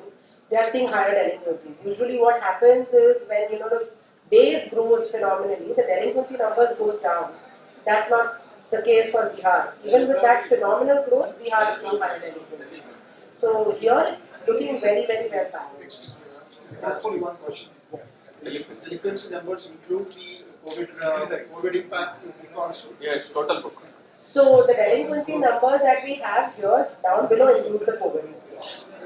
That is why it is looking so high. Of the 3 years consolidated. 3 years consolidated. But 179, that's why we had shown that 90 to 179 graphs actually, where Karnataka is looking very good. That shows more of the recent book and without the weightages of the past. Yeah. What is the state level growth overall? What is the state level? State level growth in portfolio. Growth in portfolio state level is around 24%. 24% of the state of Karnataka. But if you see the Bihar, Bihar delinquency, so the delinquency, total delinquency, including the legacy, it's not that. Because in COVID, Bihar started growing after COVID. So they didn't have that legacy book like the way others do. Like Assam is completely washed off. West Bengal has gone down because of that. Other states have come up through this turmoil period also. Actually, it's a concern, sir, because Bihar has not seen that turmoil period. We don't know when, if a turmoil happens, how it will behave. It's even more concerning. Things have stabilized in Assam. Assam, see, I don't think normalcy has reached. But better than 2 years ago, what used to be. So the current portfolio is doing well, but the legacy one is not doing well. And again, current portfolio is also limited. It's not like earlier days, people. It's not doing well. The lending has come down in substantially. All these are above 4,000 crores. This is having. No, all this will not be above 4,000. The top district of Bihar, I think, is around 2,800. I have seen data showing that 5 districts are having more than 4,000 crore portfolio. So that if we include 180 plus, yes. If we restrict it to 179, the amount goes down. Because I was talking more about the live amount, hence that goes down. But 180 plus, yes, it will go above 4,000. If we look at the data in terms of geographical trends and where it is in terms of rural, semi-urban and urban, both for the industry and for the state of Karnataka, we are seeing very, very similar numbers. In fact, semi-urban, which is one of also the largest portfolio along with rural, the delinquency numbers for Karnataka are starting to look better. If we see industry, and hence we have given a comparison of 23-24, industry is not looking so great. Comparatively, if we see Karnataka in this last 1 year, and we compare it with what Karnataka was last year, the numbers are looking way better. Most of the numbers across geographies has come down. So what we are trying to show here is that it is not just an achievement of any one particular space where rural is doing well or semi-urban is doing well or urban also, because very little portfolio is there, but it's there in urban. Across the board, the state of Karnataka is doing well. That is not the scenario for the industry, where we are seeing levels of concern, especially in the semi-urban and rural geographies, and also in the urban geographies. So, it is a contrarian view, and it is a very good view that we are seeing for the state of Karnataka. Share of urban must be very less. Very less. It's less than 8%, but since it's there, we have to show it. But there too, it's doing well. So it's not like they're neglecting a lower share, geography. So this also is looking quite good and promising. If we look at how the age distribution is for this M5 segment, we see that maximum lending happens to women who are in the age group of around 31 to 40, next 41 to 50. The lower age group, which is of course 18 to 25, 26 to 30, have not gotten that much share. Now this is also greater than 50 again, as the woman grows older, it looks like the share is going down. So this is very different, especially there are people who spoke of digital India. If we look at how fintechs or personal loan data is, you see the trend is reverse. We see 18 to 25 has the highest bar, and as they go down, the bar reduces. Having said that, when we look at do an analysis on the retail book of delinquency management is best done by the 31 to 40 and 41 to 50. So, it looks like, the MFI has managed to capture that segment well. And hence, probably the delinquency management is much better than the fintech counterparts, which, tries to capture the 18 to 25 and 26 to 30. So, on all grounds, it's looking like a good story for the MFI segment. This is the lender-wise exposure. I know that this is no longer looked at anymore, but this was once upon a time, an important parameter. And I believe this is again important for us to look at. So if we look at the top 5 states, starting from Bihar all the way to West Bengal, and Karnataka in between, we see maximum for the state of Karnataka is a one lender exposure at 66% compared to all other states. Bihar comes in next at 63%. The share of 2 lenders for the state of Karnataka goes to 14% and 3 lenders goes to 20%. This share for Bihar is 13% and 24% respectively. So this goes to prove that one lender's share is actually useful because if we see Karnataka, we have seen in the previous slides that they are able to manage their delinquencies better, their growth is good. It's probably stemming from this fact. We also have done a similar comparison to what the delinquency rate looks like. September delinquency of 1 lender, 2 lender, 3 lender, greater than 3 lender, and delinquency today. What we are seeing is delinquencies across all buckets have deteriorated. So what I'm trying to say is 1 lender delinquency at an industry level, which was at 98%. So if a customer is current, they were at 98% customers were current for one lender. Today, that number has fallen to 86%. So only 86% of customers are current with one lender. And unfortunately, as we move across the buckets 1 to 29, so on and so forth, that number has only gone up in this last 6 months. So it's looking like a lot of delinquencies are coming up across lenders. Even one lender delinquencies have gone up. So that is a cause of concern. And this is the slide I wanted to end with, that while the story up to now is good, but there are areas of concern which are coming up. If you say recovery has deteriorated, are you talking about the on-time recovery? On-time. Not the 90, because the delinquency shows that it is around 1.3, 2.3 MPO. So I'm talking of 30 plus is what we were looking at, not 90 So within the 30 days, if the correction happens, they will. Yeah, so 30 plus has deteriorated further because usually the signs of stress start coming from the early warning. The early warning stress comes from the early buckets, 1 plus, 30 plus. So 30 plus has started to deteriorate. I'm not saying that it will move to the next buckets, but given the delinquency curves that we have seen even in the 90 plus, it's not looking promising. Do you have any comparative data between this is one? I do have that. I will share it with you. I have not put it in this slide because that was an industry level slide. And also any indication about how many lenders are there? We have that. I'll share that. Yes, we have that. Multiple lenders have helped recovery performance. No. Multiple lenders has helped recovery performance. So multiple lenders have not helped the recovery performance. Recovery has, it's deteriorated. If there is an exposure with only one lender, they do better compared to having exposure with 2 lenders, 3 lenders. It deteriorates as it goes up. So that's the correlation we have found. So having more lenders is not something that is working, especially for MFIs. Probably, that lady gets better educated when she's with 1 or 2 lenders and the repayment is well tracked, is what we feel. But people on the ground can explain better. They will take from one person to Repay the others. That's for some time. For 1 year or 3 days. Only round tripping. So that everybody gets it. And also the high risk perception, high risk. On everything we can do, but we will just go ahead, we will just have it, because I don't want to interfere. Just go ahead. These are general things. We'll take it as they are. Because if you, for example, if you break down the loan tenure, you'll get completely different data. 6 weeks, 8 weeks, 36 months, you'll get different. But so let's leave that out. You please go ahead. Even when the repayment frequency is weekly, monthly, bi-weekly, there also the delinquency rates are very different. weekly repayment have better delinquencies compared to monthly, of course. So we have those.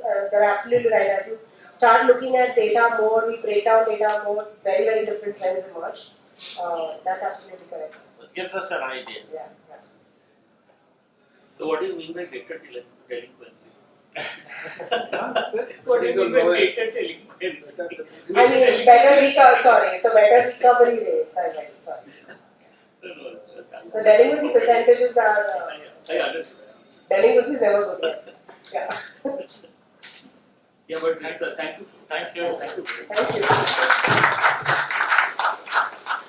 Very difficult job. If you can.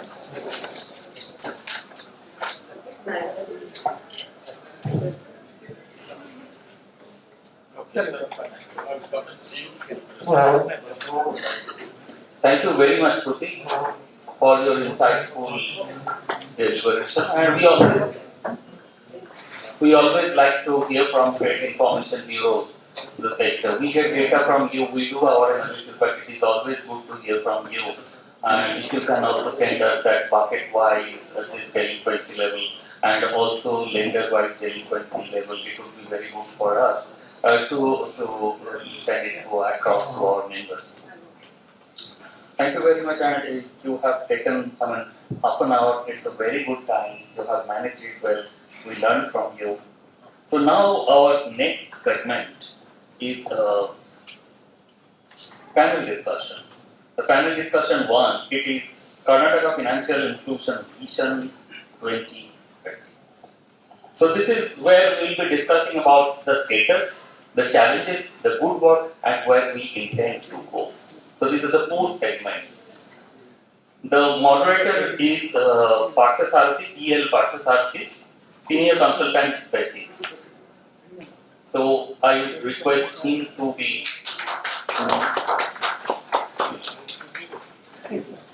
Thank you very much. The speakers.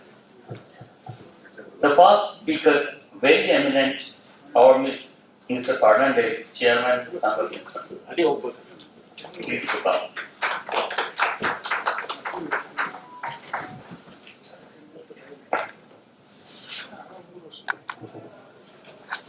Second, L.H. Manjunath, Chair, Sector Expert. Manjunath, if you can come here on the dais. Harish Raghu, Board Member, Sagraha. Please come.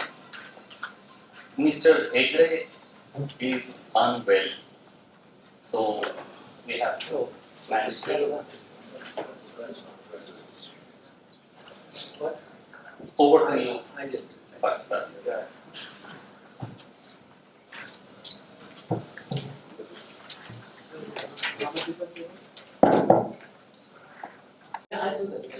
Sector experts with us.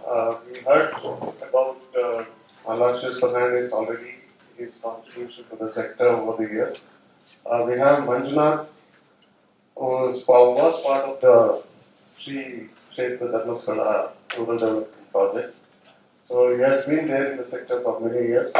So he brings his perspective today on the panel discussion what we have. And we have Harish Raghu, currently with Sagraha.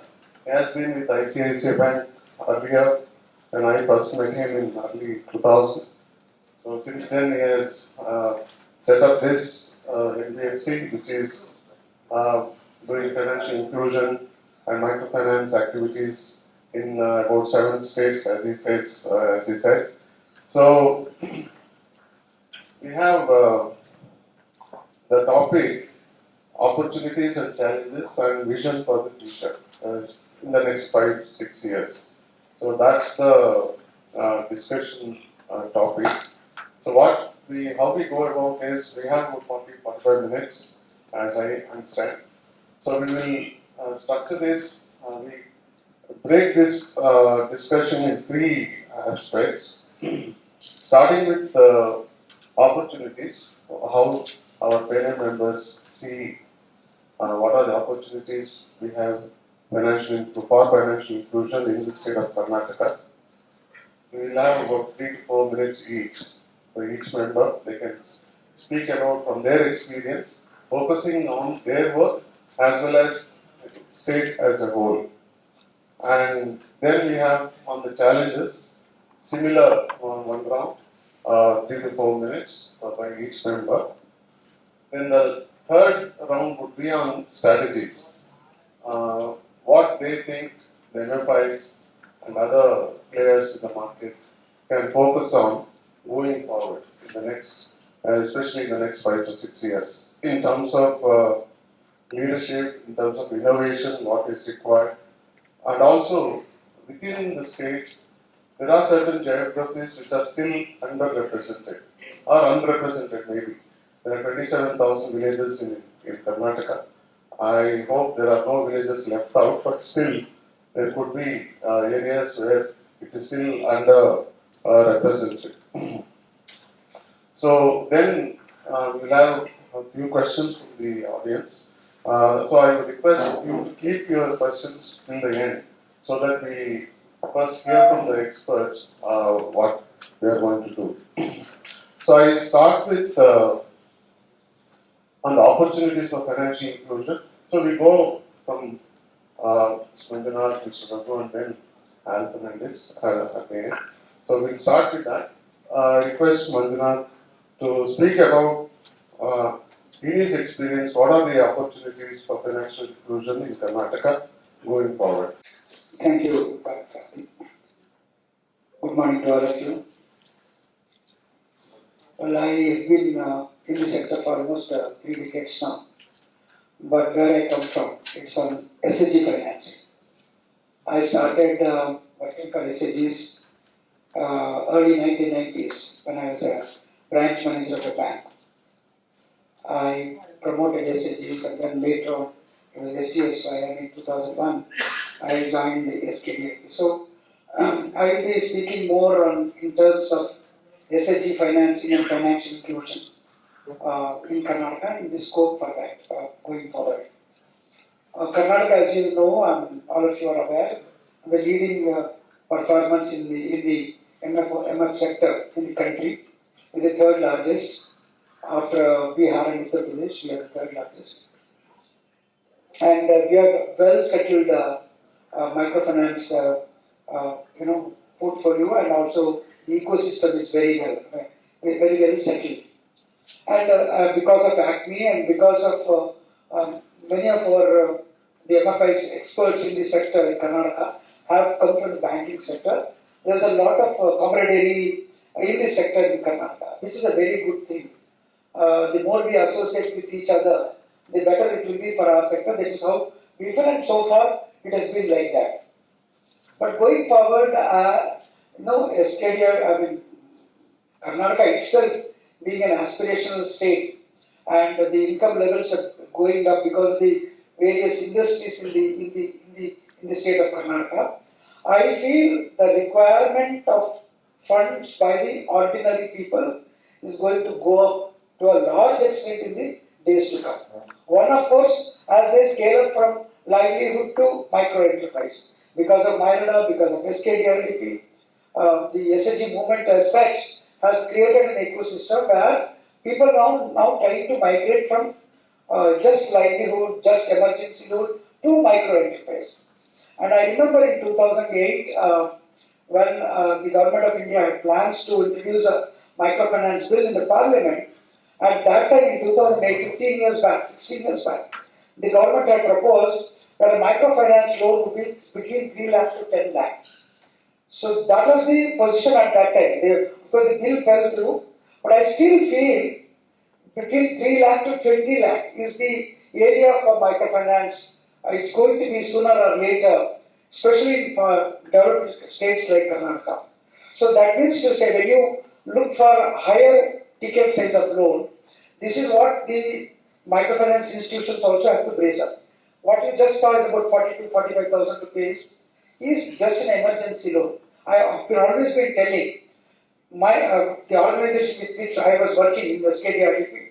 In 2003, we convinced the banks to change from savings-based lending to need-based lending. At that time I told, you cannot lend 4 times, 10 times the saving. You need to lend what the beneficiary, what the borrower requires. Now, if you look at the general scenario, one cow costs you 50,000 rupees to 1 lakh rupees. And if you have to have a sustainable business in milk management, it will be 2 to 4 cows, which is like 3 to 4 lakh of rupees. That is the minimum. You talk of any small business, it is nothing less than 5 lakhs. And our volume is 40,000 rupees.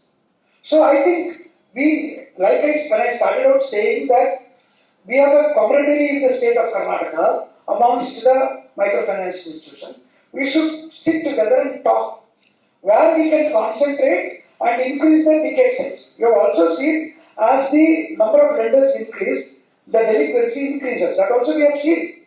Now it is the right time for all of us to come together, sit down and discuss how much loan you can take, how much loan XYZ can take, and based on that loan, we can distribute the sector within the state of Karnataka to a large extent and increase the ticket size from the 45,000 now to say 1 lakh, 2 lakh.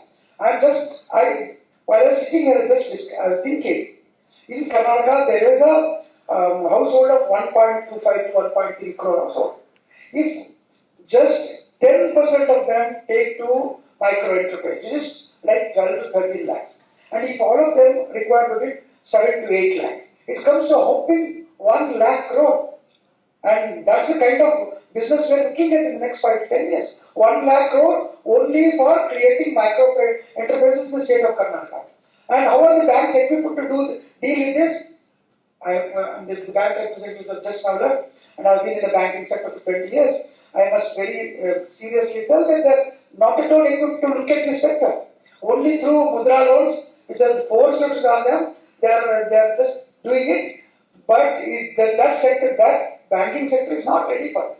So the MFI sector, which is more prepared for this, I think should come into discussing the geographical distribution, increasing ticket size, understanding the true needs of the borrower, and increasing the volume of lending. I think this is how the way forward for us. Okay. Thank you, Partha sir, for reconnect after a long time. It's an honor to sit among the stalwarts of Karnataka financial inclusion. Let me start with little history of my own personal experience in terms of financial inclusion, where I was working with ICICI Bank under the leadership of Dr. Nachiket Mohan. We first heard the Financial Inclusion Board in 2005. Till the time, we don't know that how to bring these unbanked people into the formal financial system. Like the literary mission we carried out in our country, where the Ernakulam district in Kerala was the first to complete the literacy rate of 100%, to achieve 100%. Similarly, the Ernakulam district also the first district in India to complete the first financial inclusion phase. And the second, if you know, that I was lucky to be part, the Gulbarga district of Karnataka was the second to complete the financial inclusion part. I mean, that was Government of Karnataka, Government of India, Reserve Bank, the SLBC, the local banks, of course. Partha Sar's team was also there with the local area bank when he was handling that. And the mission used to open 4.5 lakh bank accounts of the BPL families in the district. We have the data. The JP chair, the CEO, Mr. Jafar sir, came with a CD DVD saying that this has the data of 4.5 lakh families across the Gulbarga district. How do you go and open the accounts? Then the bankers came with 5 pages, 10 pages loan account opening forms. We said this won't work. You want 4 photographs. This is a costly affair. To open a bank account at 200 rupees cost, who's going to bear? So then we decided for a single page account opening form, single photograph. Then who will they execute the program on the ground? Then luckily we have engaged DINFED, District NGO Federation, which is available even today, I believe, for an sir. Those NGOs are engaged, and within 3 months we could able to open the accounts of 4.5 lakh families. So then it was celebrated well by the all the government and the RBA senior officials as well. But the problem, they started actually, it's not the ending of a problem. After opening the bank account, within 6 months, 80% bank accounts closed or became inactive. So that's the story of 2005-06. But today we have traveled a lot. then opportunity, as what is the financial inclusion opportunity? Today, Karnataka has 1.2 crore BPL cards. That means roughly 4 crore population. You take 80% accuracy of BPL cards because normally BPL cards are getting higher than the required one. Even if you say 1 crore BPL cards today, working 1 crore families rather, is a big opportunity for itself. Probably we may have covered 60 to 70% of bank accounts now. See, opening a bank account, right, encouraging them for a savings, or providing them a loan, and fourth, providing them other services like insurance and other. Out of these 4 facets of the financial inclusion, the fifth one we are always forgetting is the financial literacy. We can talk about challenges in the next round of talks. But the opportunity lies very well because last 15-16 years we have traveled a lot on technology, manpower availability, awareness among the banks, because previously banks were reluctant to do these types. But today if you see the Equifax presentation also, it's just not MFIs or NBFC MFIs or NGOs. A lot of mainstream banks also appointing VCs and they want to reach out to the unreached. So the other point I want to mention before I hand over to Dr. Fernandez sir is financial inclusion is just not microfinance. The microfinance is one of the important factors, but let's not confine ourselves to the microfinance because the social aspect of this microfinance right now we are forgetting. That's why everybody, the speakers in the first session also mentioning that it's just not about the top line and bottom line, but there is much beyond the microfinance if somebody wants to be. So in this perspective, the Karnataka state much more peaceful, much more able state in many ways. If you look at the agrarian economy, the dairy farms, or the industries, the people, the education levels, or the law and order levels in the state is much better than many other states in comparison. So we have an immense platform or level playing field to reach out to the unreached and make them come into the mainstream banking. And there's a lot of opportunity. Technology can be leveraged. How fast we can reach and how effectively we can reach and how cost effectively we can reach. And my opinion, Partha is yes, we have set guidelines for the phase 1 of the financial inclusion, but now we need little more the clarity from the regulators on what to be done after say 15 years of what we talked 15 years ago. Now I think we need little refined financial inclusion phase 2, what the mandate have to be for all the participant players like this in this room and leaders like you. So that's all I said. Thank you. During the strategy part, so Al, please. Oh, I completely I support your size of loans, absolutely necessary. What can you do with 30,000-40,000? You can't buy a boat. And secondly, absolute movement to enterprises and agripreneurs. And I started a new company at the age of 85 called Tiny Rural Enterprises, which I hope to really take off exactly on this. Because today you can't expect to government and private sector to provide employment. If you are expecting, you are living in another world. It has to be self-employment. And that is what we should be supporting. So I fully agree also with what you have said. Thank you. It's nice to have young people thinking alike. I have to leave. Sorry, you are running very late, but I'll just make 3 brief statements. On the opportunities, I've already spoken. I will leave that out. I said the opportunities are based on the sound infrastructure you have in Karnataka. You have no 2 ways about that, as you were also mentioning. I will talk briefly on your other 2 points. I just mention them, and you want me to amplify, I can, but I'm not going to do it. The first thing is the challenges, because challenges are not just limited to Karnataka. Challenges become national. The first challenge is this whole issue of unsecured loans. And nobody seems to be looking at that in Sa-Dhan.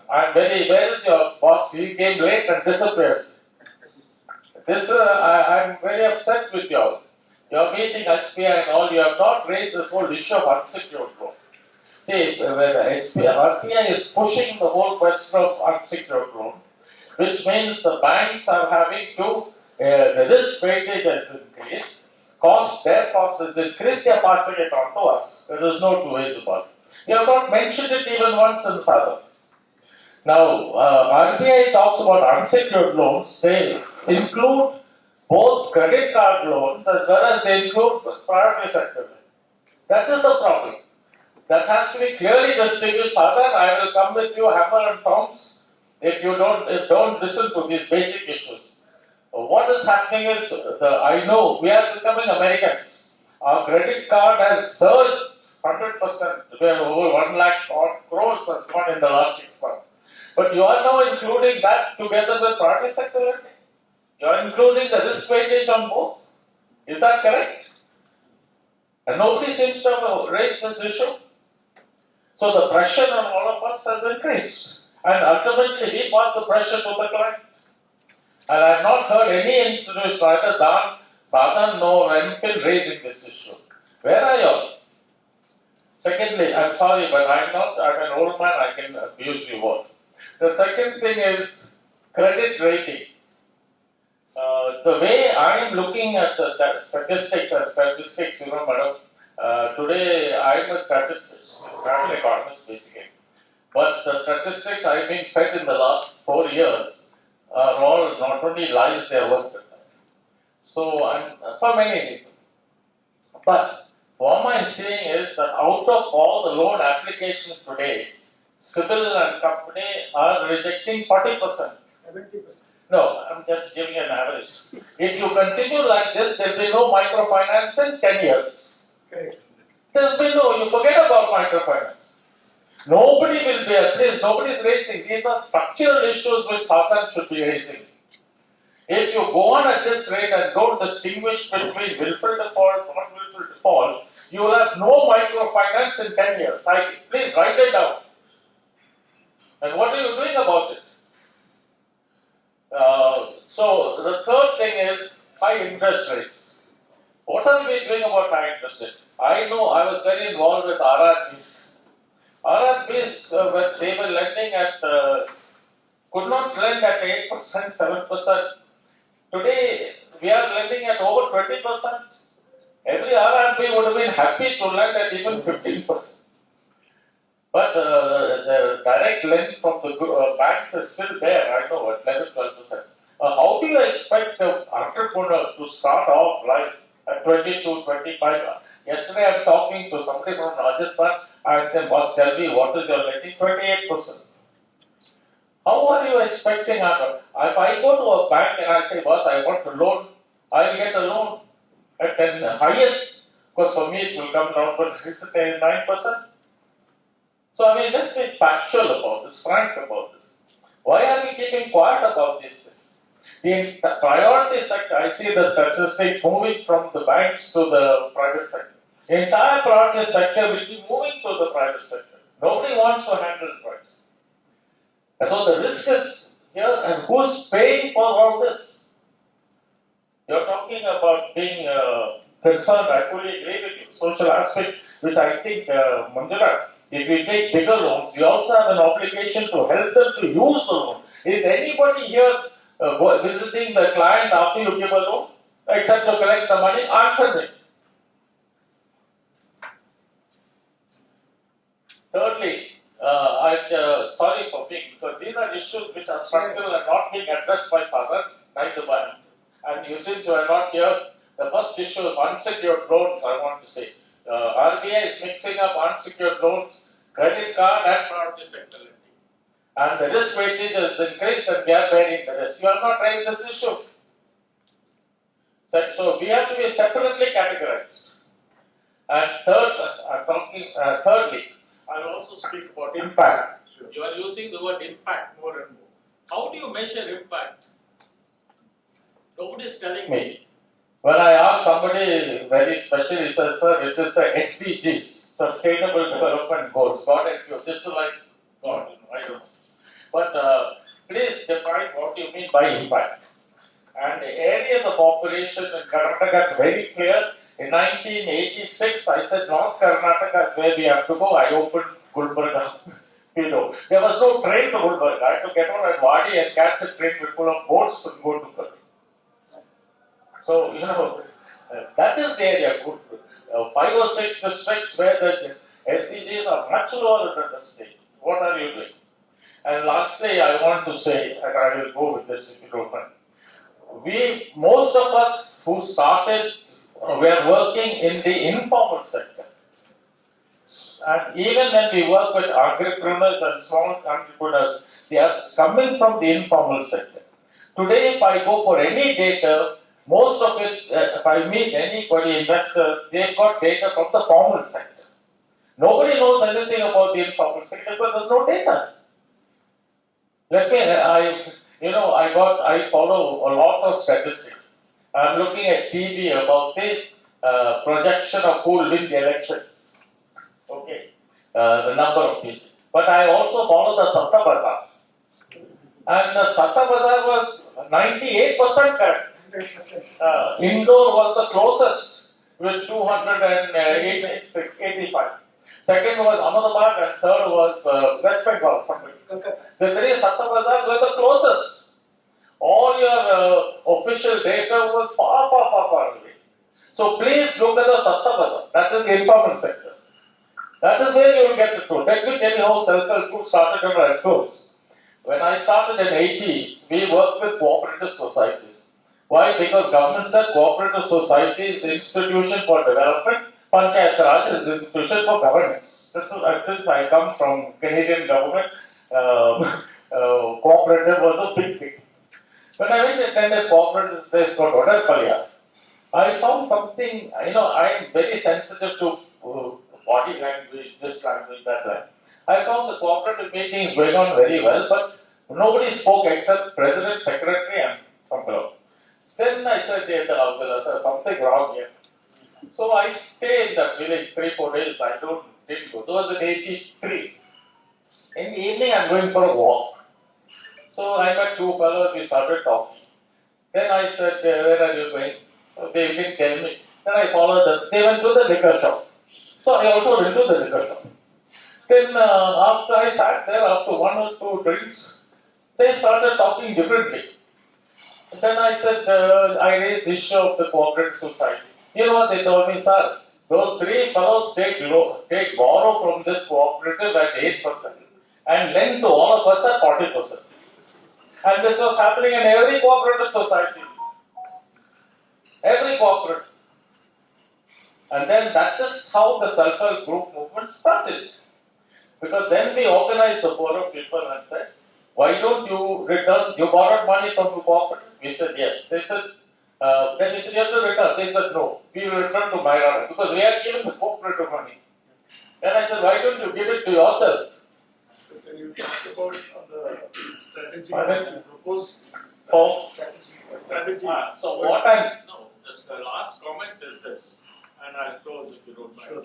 What I'm trying to say, it's not a strategy, it's an approach. Right. Self-help group is a simple concept but difficult to understand if you don't have the correct proposal. So I'm not talking about strategy, I'm talking about our increasing dependence on formal data.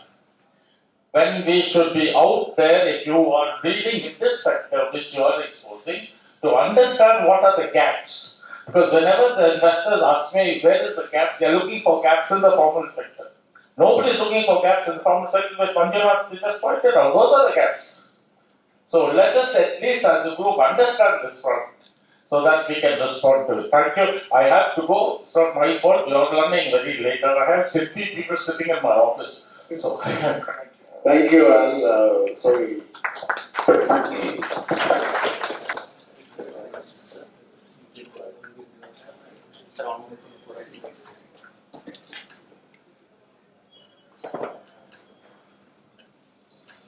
you.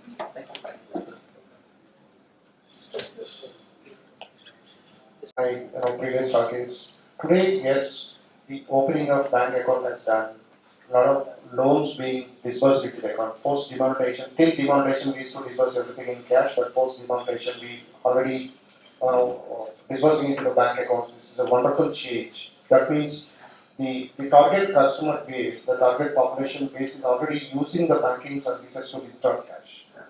But however, the first challenge I always look at in terms is the product offering is still not suitable to the financial inclusion target population. Whether it is a bank account operation, because you call it as a tiny account, you call it as a low KYC account, there are multiple names, multiple banks have. Even SFBs we have that the charges for withdrawal, number of transactions per month are limited to 3 or 4. The product, the offering for this segment in terms of liability management is not up to the mark. The second point is, even the loan products we are calling today are not suitable more for at least 30% of the client. We are just having one product for all, one size for all. That we give loan, this is EMI system monthly, most of the loans are EMI system or weekly, but they are not suitable for their the income levels and all. So we need some flexibility there for a long time. The biggest worry for me today is the mis-selling of the products to this clientele. This is the biggest challenge today. Even if customer doesn't need a loan, our guys will go, our field staff will go to fulfill their targets and give the loan with the patient. And people are ready to take because it has a free money. The insurance being mis-sold, like if you look at Hospicash, each microfinance customer might be having 4 or 5. Or I have seen one customer with 8 units of Hospicash. Then when I asked about that, what is the difference between these 8 units, they don't know. They said that at the time of loan they have given us, so we have taken it. And they don't know how to utilize that in case if they are hospitalized, the benefit of that insurance. Like even government schemes, that today the speaker from the SLBC has mentioned, Chakravarti Sir has very clearly told that how to utilize these government schemes. Just question ourselves that being in the mainstream banking sector, either you are an MFI or an NBFC, how many of us really giving these government schemes to the customers? How many of us are offering? So there is a clear lack of the participation from the private-public partnership have to be strengthened.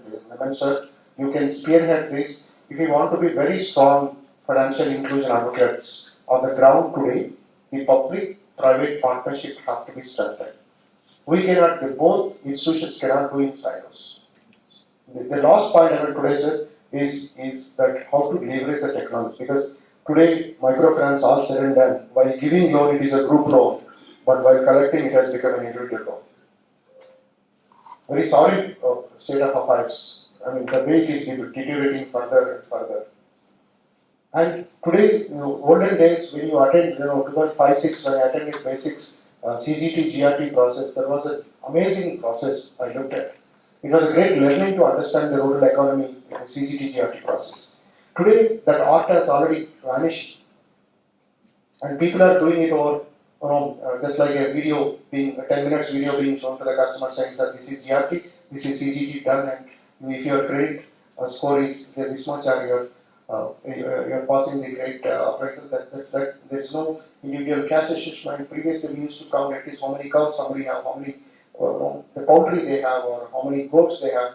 So all these things have become just nullified because of the credit bureau number we look at and just we the loan. So probably the 360 degrees angle of financial inclusion have to be brought in with all the stakeholders, and then only we can go forward further. Otherwise, this mis-selling will be going to create a lot of barricades for us. Migration from livelihood to micro enterprises. In fact, my last organization, SKTRP, has been leading the state of Karnataka in this sector. We have, the last 2 years, enabled 45,000 people to get assistance from Prayas scheme of SIDBI to the extent of almost 1,700 crores as in the state to migrate from livelihood to micro enterprises. So from that perspective, I'm going to restrict myself, although as you rightly said, financial inclusion, the broader listen, but looking at the audience here, I'm again going to restrict myself to credit engagement only. So if we have to migrate, looking at 10 years from now, the challenges would be how do we make the individual capable of handling this higher amount of loan and higher enterprise. So the training and capacity building is going to take a very big role if we have to scale up our sector itself. That's the first one. Second would be building the capacities of the credit officer himself. The credit appraisal system is very weak as of now in this sector.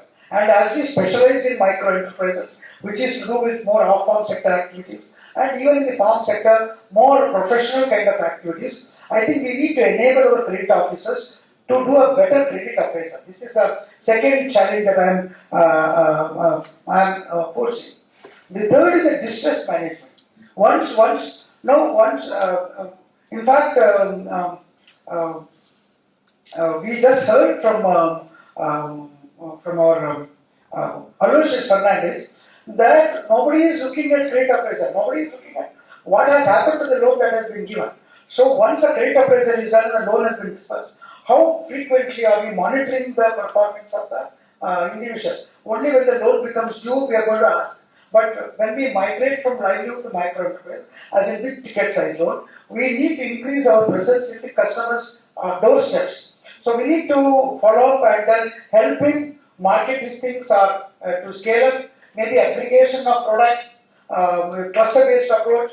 These are the things going to looking forward. These are the things. So distress management as well as aggregation of marketing, help that we have to give to the borrower is going to be the next in thing is what I see. Then intervention from the local community, like politicians, like religious institutions. How are they going to handle it?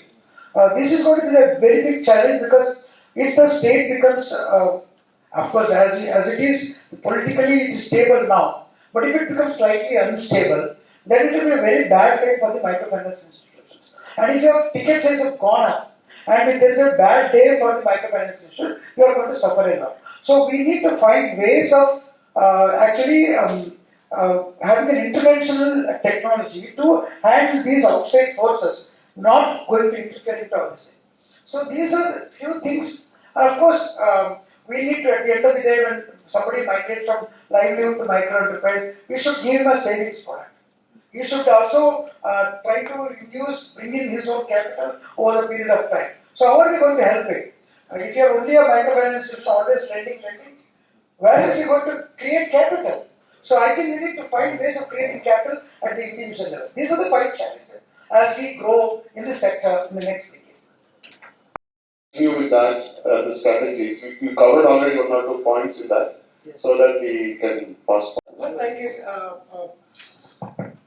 for micro enterprises, when we for the first thing, like training and capacity building of our borrowers, no microfinance institution is looking at root sets today. See, every district has a government-owned, or rather public sector bank-owned training institution. Why are we not looking at that institution to help our borrowers to train them to become more equipped in micro enterprise? I think this is one strategy which we should adopt, setting our borrowers, especially younger ones, into root set institutions before we give them a higher ticket size loan. So this is what should start off. And we can request the root set to arrange specialized training program for our batch of people for a particular area of activity. This can also take off. So, training institutions that are available in the ecosystem can be, and of course, CP has recently come out with a product for developing a district level beneficiary identification training program. I think that can also be looked into. So, insofar as training, building the capacity of the borrower, and insofar as employee capacity building, I think each within the state of Karnataka, we have several training institutions established by microfinance institution itself. For example, SKJDP has got 4 full-fledged training institutions. We can make use of the facilities. In fact, some of our colleagues are already making use of the facilities that are available in SKJDP. So we can make use of these facilities to build in the capacities of the employees insofar as credit appraisal and credit monitoring is concerned. That also can be easily done in the state of Karnataka. It's not difficult. Distress management and also political intervention, these are the 2 biggest challenges that we have, for which I have been suggesting to ACME that we must be doing more charitable activities. Certain percentage of our fund. Now there is of course a CSR rule is also there, but within the state of Karnataka, I have been suggesting to ACME that we as a group must look at a greater charitable activity to sensitize the ecosystem itself. not just bits and pieces charity that I see some of the police barricades are donated by an institution. That is nothing. We should repair tanks, we should bring in good drinking water, we should adopt certain schools and hospitals, government hospitals. Why not? We can do it. And so we can sensitize the political atmosphere, we can sensitize the fringe groups also in favor of the microfinance institution. We are no more small entities. We are not no more those small fellows who are looking for a rupee or two. We are organizations who are earning hundreds of crores of profit. So within the state of Karnataka, we can make a lot of difference and sensitize the whole community in favor of the microfinance institution.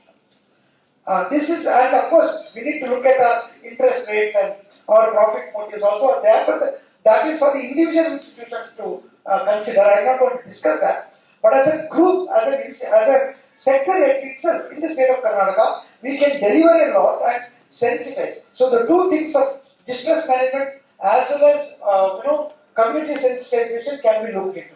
Now finally savings, I think the SKDRDP, from the example of SKDRDP, I must tell you, we have discussed, or rather, we have brought in the biggest insurer in our country to develop products for SKDRDP. In so far as savings is concerned, as a savings product. I think as a sector in Karnataka, we should sit together and not worry about our individual benefits or losses. We should sit together and discuss with this insurance or the investor institutions to bring in savings products so that the beneficiary can get the benefit of this savings. So we should not be worried that by his increasing his capital, he will reduce our loan. No, that is not correct. He increases capital, his business size also will grow, and his requirement, his dependency on us also will grow. So I think this is a very major thing which the sector as a whole should sit together and talk and go and approach the investing institutions like the insurance companies and the equity investors to come into this sector and help my borrowers to increase their capital formation. Sorry. Important point I always remember about Manjunath sir is the way he built probably the lowest interest charging microfinance institution in this state or in the country rather.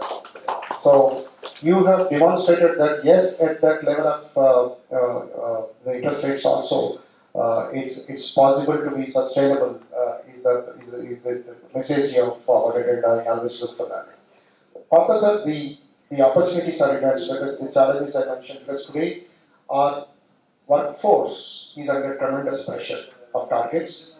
Most of my employees who have left, when I spoke to them over exit interviews, they say they are going for the gig workers as the delivery boys. The delivery, the Olas, Ubers, and the Swiggies, Zomatos, and the Amazons of the world already started entering into the districts.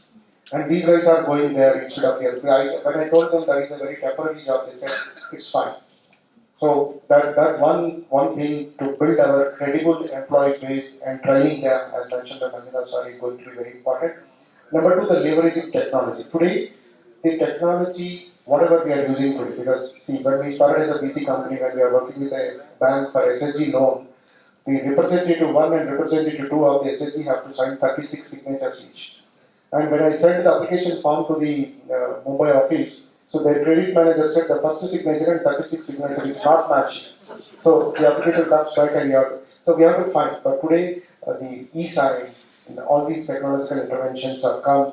The app we have working with is well versed with our field staff. But my question is, when is our app reaching into the mobiles of customers? So this is, even if it is 5% now or 10% now, because now the Sa-Dhan Aadhaar mobile, the three basic fundamentals which helped us building a financial inclusion mechanism. The Memal sir, one request from my side, but this may be a little innovative or a little weird for you. Because when we are doing agriculture finance to the farmers, especially the crop loans or the short-term agriculture loans, the NABARD scale of finance used to be a guiding factor and we used to struggle to give in my banking days. But if you see today, that is being solved by a mechanism called KCC, the Kisan Credit Card. So today, if you look at the effective mechanism of Kisan Credit Card, it has solved many good problems and it has given a lot of flexibility to the farmers as well how to use the credit. Number two, I met recently the CP chairman Raman sir. He was talking about VCC, that means Vyapar Credit Card. We want to load 5 lakh rupees and give it to an MSME or SME owner so that he can utilize it. And it's time for us to think of an MCC like micro credit card for our microfinance customer to at least load 50,000 and give them so that they can use it. Today, if they want 10,000 rupees, they are taking 50,000 rupees loan, and it is being paid for 24 months. So they don't have a 10,000. Today, how many customers, how many companies are taking? They said there is no meaning giving 10,000 rupees because my OPEX is going up. But 150,000, the micro credit card, if you give it to our customers, that will solve a lot of problems. And the debt trap, sometimes if they want an emergency money, they will go and borrow from local money lenders. But this card can solve that problem also. So these two things from my section. Very useful points from the experts. I think they brought their decades of experience for the microfinance sector today. Starting from on the demand side or the opportunity side, very well Manjunath mentioned about the number of customers in the state, about 1 crore households. If they were to be given higher quantum of loan, that itself will translate to nearly 1 lakh crore of demand, especially for the micro enterprise loan. So, and likewise, how we can move from saving based to need based products. So that is the other point we mentioned. Then Harish mentioned about the financial literacy, using technology, how it can be, customers can be made more literate about the programs and schemes of the government as well as for the microfinance institutions that are offering various products and services. Then he also mentioned about the Karnataka state where the political situation is largely stable and the economy is also doing well in spite of the drought that we had last year. But still, compared to many other states, the situation, the context is good. So there is a need as well as demand for a higher credit as well as other financial services. So these are all the positive aspects as far as the opportunities are concerned. We did not talk about the geographies. I feel probably there could be few locations where still it is underserved. That can be looked into with the data that we have. But there are several challenges which the panel has brought out. Which Al Fernandez mentioned about unsecurity or unsecured loan, which is increasing the risk and the cost for the loan, both for the MFI itself, in terms of borrowing from the bank, as well as for the customer because of that. What he was telling is, the very definition of unsecured loan Right. should be revised. Exactly. When you consider a credit card as unsecured, you cannot compare that to a credit card. Absolutely. So that I think there is a policy intervention required. Maybe Sa-Dhan along with maybe MP also can take it up. And also the credit rating agencies again. We have a representative here from Equifax. So there is 40% rejection or sometimes Manjunath mentioning even higher than that. How that can be brought down? I am aware also, Shruti, that about SSG member level data not being uploaded into the credit bureaus. I personally was part of a study sponsored by IFC a few years ago in Madhya Pradesh. How SSG data can be brought into the credit bureau. It was a successful experiment project, but somehow somehow the government, I think, did not go forward in that. I am not sure why it happened. I am talking about 10 years ago. So I think you mentioned that may happen in the near future. I think that would be good because the credit bureau data at present captures only one part of the credit, but leaving out a large part where the borrower is taking from an SHG, from a women's group, etc. So that's another challenge that we have. And that Alfred also mentioned about how the private sector loans moving out to the private sector, then how do we measure impact? And the informality of the borrower, their activities being informal, which does not capture a lot of data, especially on the income side, even on their household assets, etc. there are challenges in estimating household income, for example, which is a must now. So MFIs are using various measures to overcome that challenge. Then Harish mentioned about product differentiation not happening, products happening not suitable to the customers, both on the liability side as well as on the loan side or the asset side.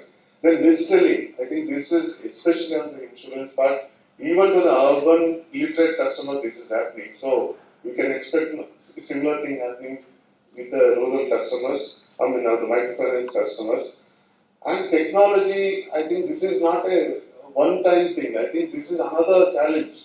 The MFIs want to invest after a long discussion at the board level, then bringing money to get a good software.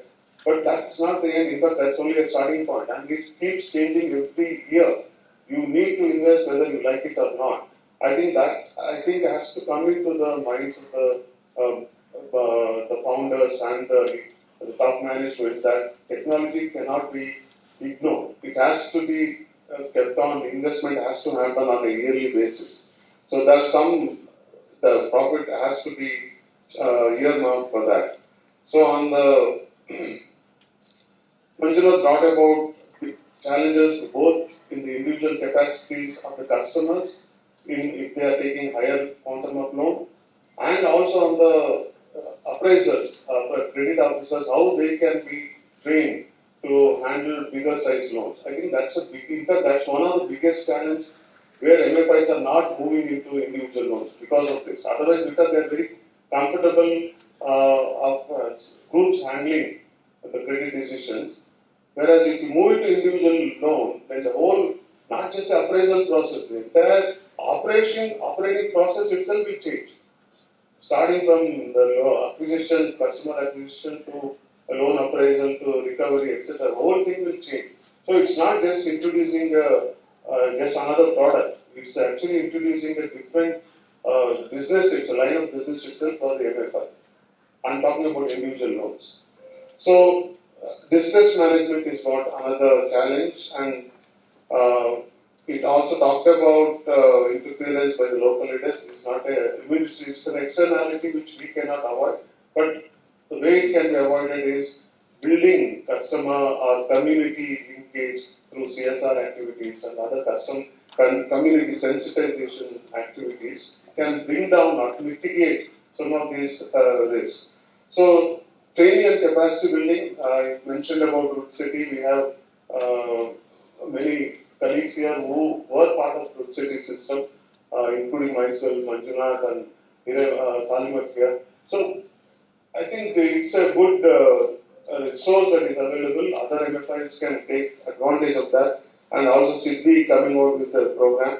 And employee capacity building, and again, it's not a one-time thing. This is an ongoing, and we need to do this more and more.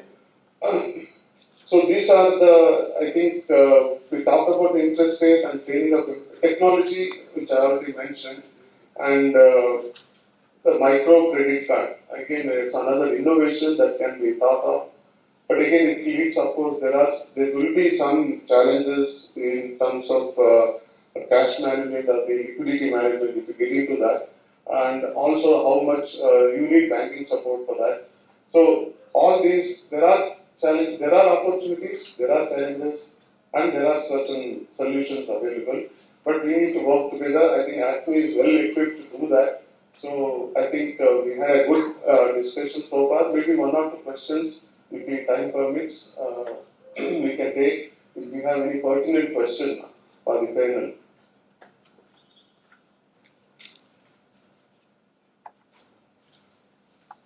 Member taking the loan to service the earlier loan taker. Like for example, if it is a livelihood loan, his repayment income is not every month. He doesn't get earned money from the livelihood that he's doing. Let's say he buys goats or something, and for that he needs a 6 to 8 months of breeding time. So his income is not there every month, and he has no other source of income to service this loan. Then he goes and takes another loan from another institution to service this loan. So if the financial institutions could come out with a product, which is on a cash flow based of the activity that the member does, it will stop the member going and taking multiple loans. Right. Make payments on a seasonal payment basis. It adds to the operational processes. So that is where the challenge is. Yeah, I think you are right. So that's what Manjunath also was mentioning. Instead of going by to be moving into read base rather than savings base lending for this thing. In a good suggestion, I think MFI should look now. Once you are moving into individual loan, obviously the loan cycle, the recovery. But we must always remember that we should never let him forget the loan. So it's very important. One reason why you have been successful is because of this. So you cannot have a bullet repayment after 6 months or more. That is not going to work because banks have failed. Correct. Banks have failed even in agriculture sector because of this. So we need to restructure the repayment installment itself. So when you buy a goat, as you rightly said, a fattener loan for a pig, for at least for the first 6 months, he can pay 50 rupees every week, 100 rupees every week. After 6 months, he pays the entire. So restructuring the low repayment volume, I think will help. No, absolutely. The credit card companies, that's what they do. The minimum amount due is what they prescribe. In fact, they want you to carry on the loan balance, not to pay the full amount. But they want you to pay at least the minimum amount. That is the point he is making. To be in touch with the borrower, that's the key here. So that there is no delinquency later on. Yeah, I think, thank you very much. Thank you very much for your very good discussion. These couple of points which you have really pointed forward, that we have to look at the things in a different way. We cannot just continue what we started before 20 or 25 years. Possibly there is reinvention. Reselling is one of the things which is happening. Possibly we have to look at it. Then usage of technology. I have some questions for Raghu. I will come back to him personally. But still, technology is one of the things which we really need to discuss. That technology is good, but where to use that one? Is it for your CET TRT or it is for other things as well? Yes, what Fernandez sir was talking about, this definition of unsecured loan. This is one of the activity Sa-Dhan needs to work forward. Yes, we will be taking it forward. We had made a representation to the DG and RBI that this should be exempted from that. RBI will take it sometime. So the other thing is yes about the data. So data we need to update you that Sadivat sir knows that we started started our Sa-Dhan's initiative for uploading the credit SHG's data on Credit Information Bureau from 2010 to 2014. We have worked on that data. We have taken Reserve Bank's people to the ground to see that what exactly is technology is one of the things. We wanted that microfinance institution, SHG promoting institutions would upload the data. It didn't work out. Then we started discussing why doesn't the bank do it? The banks should do it. It didn't work out, but we got two notifications out from Reserve Bank of India in 2014, January and June. So it is told that the bank needs to upload the data. Till now, representative of Equifax can tell us what the percentage banks are uploading. I personally was in the task force of NABARD, where we were discussing how to upload it. All the banks started grieving. We don't have money, we don't have technology, we don't have individual level data, we cannot do it. So we have to work on it once again, how to do this one. So this is the update from our end. Thank you very much, Dr. Sarthi, and also the speakers. This is a photograph and also a token of appreciation. Yes.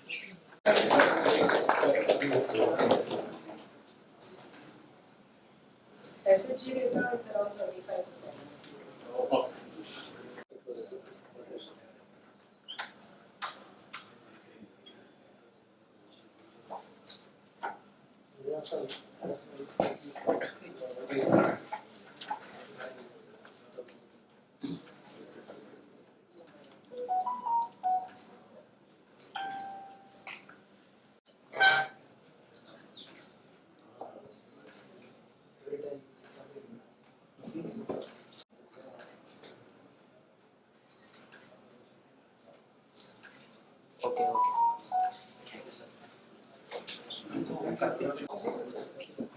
So the next segment is very important for us, the presentation of Siddhi on MSME formalization. So we request Mr. S.S. Radharamanna, GM Siddhi, for the presentation and help us to understand how can we do it. It comes on because I know we are running late. I hope I am audible. Or I might talk to myself. So you can hold the mic otherwise so that Yeah. we can understand. Yeah, this is much better. Height problem. Quickly to go into it, what happened was the background was that the Ministry of MSME Parliamentary Standing Committees, when they were having a meeting, there was this regular feedback that we have over 6.5, 7 crore MSMEs in the country. But the registered entities were hardly, when they started, I think 2 years back, it was not even 50-60 lakhs. So the problem started there, and the discussions went on, and we told them somewhere along the meeting that, see, most of these are micro enterprises, and they won't be on your regular Aadhaar platform, on your Udyam platform, because they don't have the wherewithal to use PAN, GST registrations, and others and get themselves registered. You don't expect them to access a website and fill in the details and other things. So, multiple rounds of discussions happened with them. We were also in touch with IBA, MFIN, Sa-Dhan, various MFIs, banks, SBI, PNB, everyone was involved in that. And what we suggested to them was two things. Number one, that if you want a real database of the MSMEs in the country, you need to register the micro enterprises, number one. Two, most of these operate in the informal areas, so don't expect them to have PAN, ITRs and other things. So now the big problem came was, how do you validate this? So we said, you begin with designated agencies, somebody like banks, MFIs, NBFCs and others, who work under the regulated regime, who also have KYC compliances in place. And they give a loan, they deal with the customer, they typically visit the place. So their enterprises are validated, their activities are validated, KYCs are taken care of. So you have a reliable database of enterprises. So it took multiple rounds of discussions, and finally the ministry accepted the thing, and we suggested to them that we will have a digital platform, because we also knew most have been skeptical about their data. That if I share my data, will somebody else access? In fact, people even questioned us very happily that, see, you're also a lender, will you, take our data and start lending to them? So it's an entire digital thing has been developed. From you give the data, it's an encrypted data that's taken, hosted on the website, which is with the Minister of MSME. We don't own it, CIDBI doesn't own it, we only manage the program. So the data is with the Government of India. So based on that data, we have some 20-25 data sets we derived to identify uniqueness of this enterprise, so that the same enterprise doesn't get registered more than once. You might, since multiple lenders are there, they might give the same record. We have put in protocols that you identify it as one enterprise, but registration is given to all the lenders. So this was basically the protocol that we developed, and to differentiate it with the regular one, we call it Udyam Assist Platform. Assist is because you are assisting the data transition. So we divided it into two phases. The first is the registration phase, and the second one, the obvious question comes, what are you going to do with the registration? How is it going to help them? So Vinay always has this beautiful analogy. He says, when Aadhaar started, everyone said, why should I do Aadhaar? Now nobody questions Aadhaar, why should I do Aadhaar? Everyone goes and Aadhaar hai kya? So it's a beautiful analogy, and when we started with this ministry, probably accepted that analogy, and the project started. The entire thing is assisted. We only operate through regulated agencies. We call them designated agencies for the platform, NBFCs, MFIs, whoever is under the regulatory regime. The data is taken from them. The entire collection, collation of data at your end, we facilitate that digitally. In the sense, there is a platform. Your nodal officer can log in, get the credentials. We provide the smart excels. Using that, you can download, collect your data at the central level, and transfer that data in number of files to us, to the EAP. Either, there are 2-3 different ways of sharing the data. But we also provide an encryption tool. Without the encryption, we don't take it. So you have to encrypt the tool, encrypt the file, and transfer it, and then we register everything. Now for these, it's a pure government-run program managed by us. So the ministry has given the notifications. Then the RBI chipped in and they said that whatever is registered here is on par with the Udyam registration of MSMEs for PSL coverage, everything. Then for Aadhaar authentication, whether it's required, we have taken the UIDAI approvals, MITI, Ministry of Electronic Information Technology, we have to take the approvals. That is in place. So all the approvals have been taken in from RBI, both the ministries, everything, and that's put in place. So, as I already explained, it's a digital portal. No manual data transition from your end. We'll give you the tools. We'll conduct virtual demos for you to transfer the data, to host it on the, put it on the platform, and then you can check your data. What is the status of the data? How much of it is registered? And you will see only your data. You will not be able to see anyone else's data. Similarly, vice versa. So nobody else can see your data. Data protection is very much there. Login credentials are given, password, everything is given. You can check your details on a regular basis. This was done in 23 Jan. 186 so far have. We'll come to the problem statement. 186 BAs have so far come, banks, NBFCs, MFIs. Everyone is there, and till date we have registered 1.86 crore.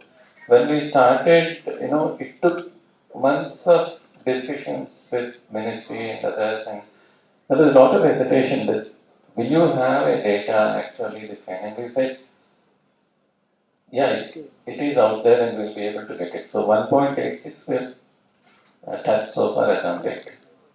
And these 1.86 we are paying one-time registrations. We are not talking of those who have been onboarded by different lenders more than once. These 1.86 are unique.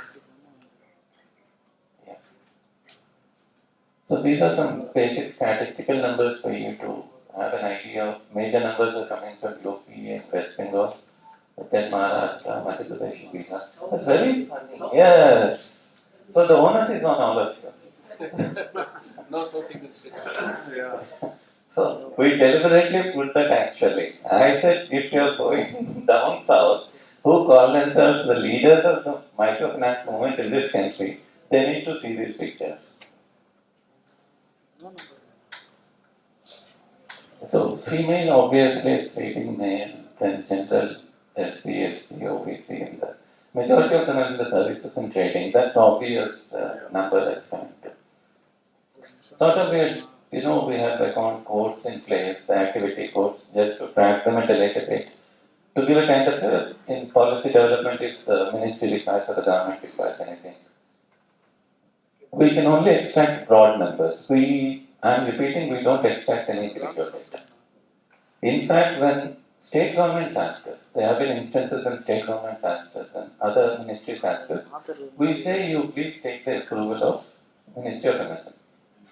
If they give the approval in writing, you take their approval in writing. If they give us an instruction that you share individual data of this state with the state department, we will do. So far, nothing has happened. So we don't access any individual data. Yeah, next one. Now, this is the wonderful problem statement that we have. We have two protocols of sharing this data. One, where you share the data with Aadhaar, and two, without Aadhaar. We have enabled both the features. In Aadhaar, you share the entire data with an encrypted file along with Aadhaar, and we do the deal using the Aadhaar and clear it. Why we identified Aadhaar as the unique way because when we looked at all other, possibilities, that seemed the only one where it was, reliability was far, far superior to all others.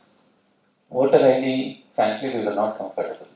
We did check ways of, scraping the data using some A's and all, but even the people who were doing it could not confirm to us what will be the success rate there, what will be the reliability rate in terms of identifying the same individual. If there's more than 2 voter IDs, then each state has a peculiar way of giving the voter ID. Over the years, numbers have changed, so we could not do that. So for NFS, for the ones who could not share Aadhaar, we facilitated another protocol. We said, you share it with the voter ID. And with the voter ID, we open up a page on the platform, Uttam Assist platform. This is the protocol for most MFIs, I think.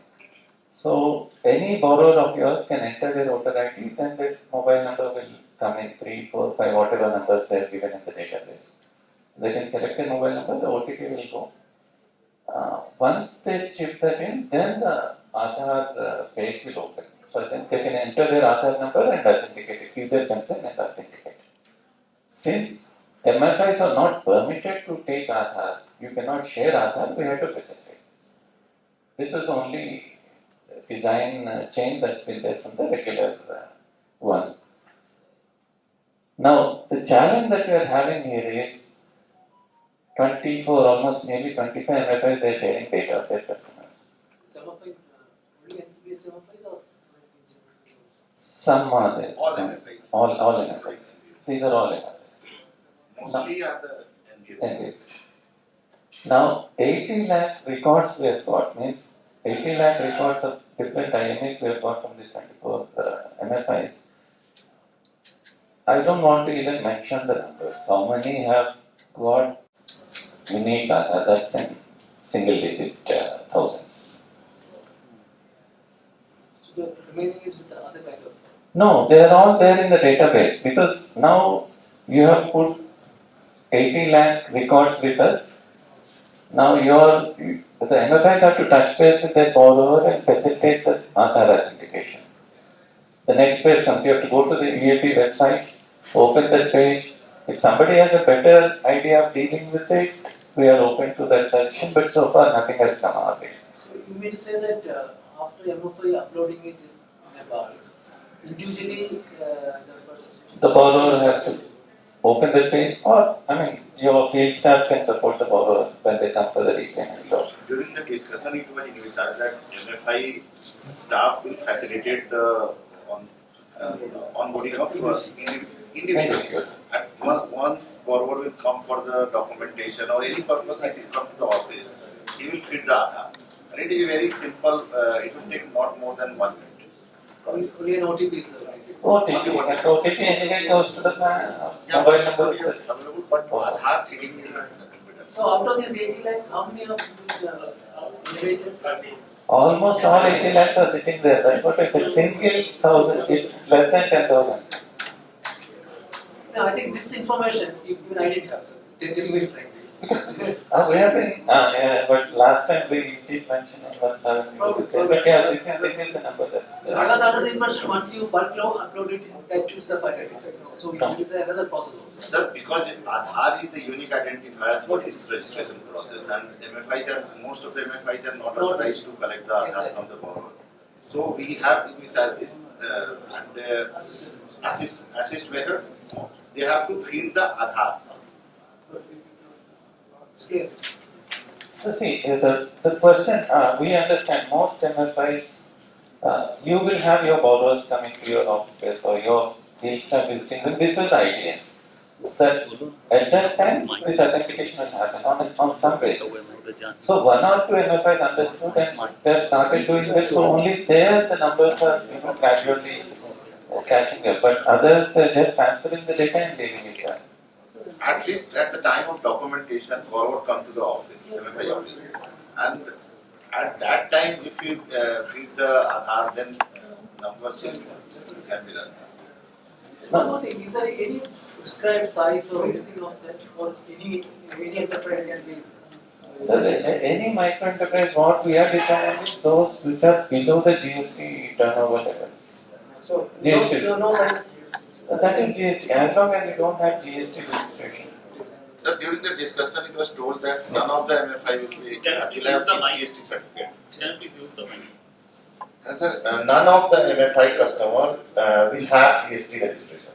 So, accordingly, all MFI customers will be eligible for this registration. Only for agriculture activity, it cannot be registered. It's a farm sector. Remaining portion. Unfortunately, around 60% of the loan are for the farm activities. That's what the record shows. Sir, what you are telling, it is agri and allied activity, 60%, not pure farm. Only core agriculture activity is restricted here. Otherwise, other agri-allied activities is permissible for the Yes. So, what we are asking is this, that, two, three things. The first question that comes to us is that, what are the benefits for us? See, brutally speaking, we will continue this, we will do this. Now, you have to question yourself that the 1.86 that we have done, those are from the laggards of microfinance banks. So Dr. Manjunath may not like me saying this, but this is a challenge. It's up for grabs. Whether you want to prove that you are better than banks or you want to let banks get away with it, saying that our numbers are, we don't even go by the 6.3 crore. Our own private assumptions are much larger. If you look at the Indian economy, most of these people run their enterprises, multiple enterprises, different activities around the country. Most of them are not employed like you and me. So, the numbers are huge. 6.3 crore is not a number. We are looking at much larger numbers. The challenge is for now for the MFI sector to see that, can I beat 1.86 crore? And sir, this number was estimated when trading was not allowed to be MSMEs. Not now MSME. trading has been allowed included in And the 3-4 things. One is we fought with Ministry of MSME that, if you don't permit MFIs, you won't get the data of micro enterprise in this country. They were not very keen to begin with. They don't know MFI operations.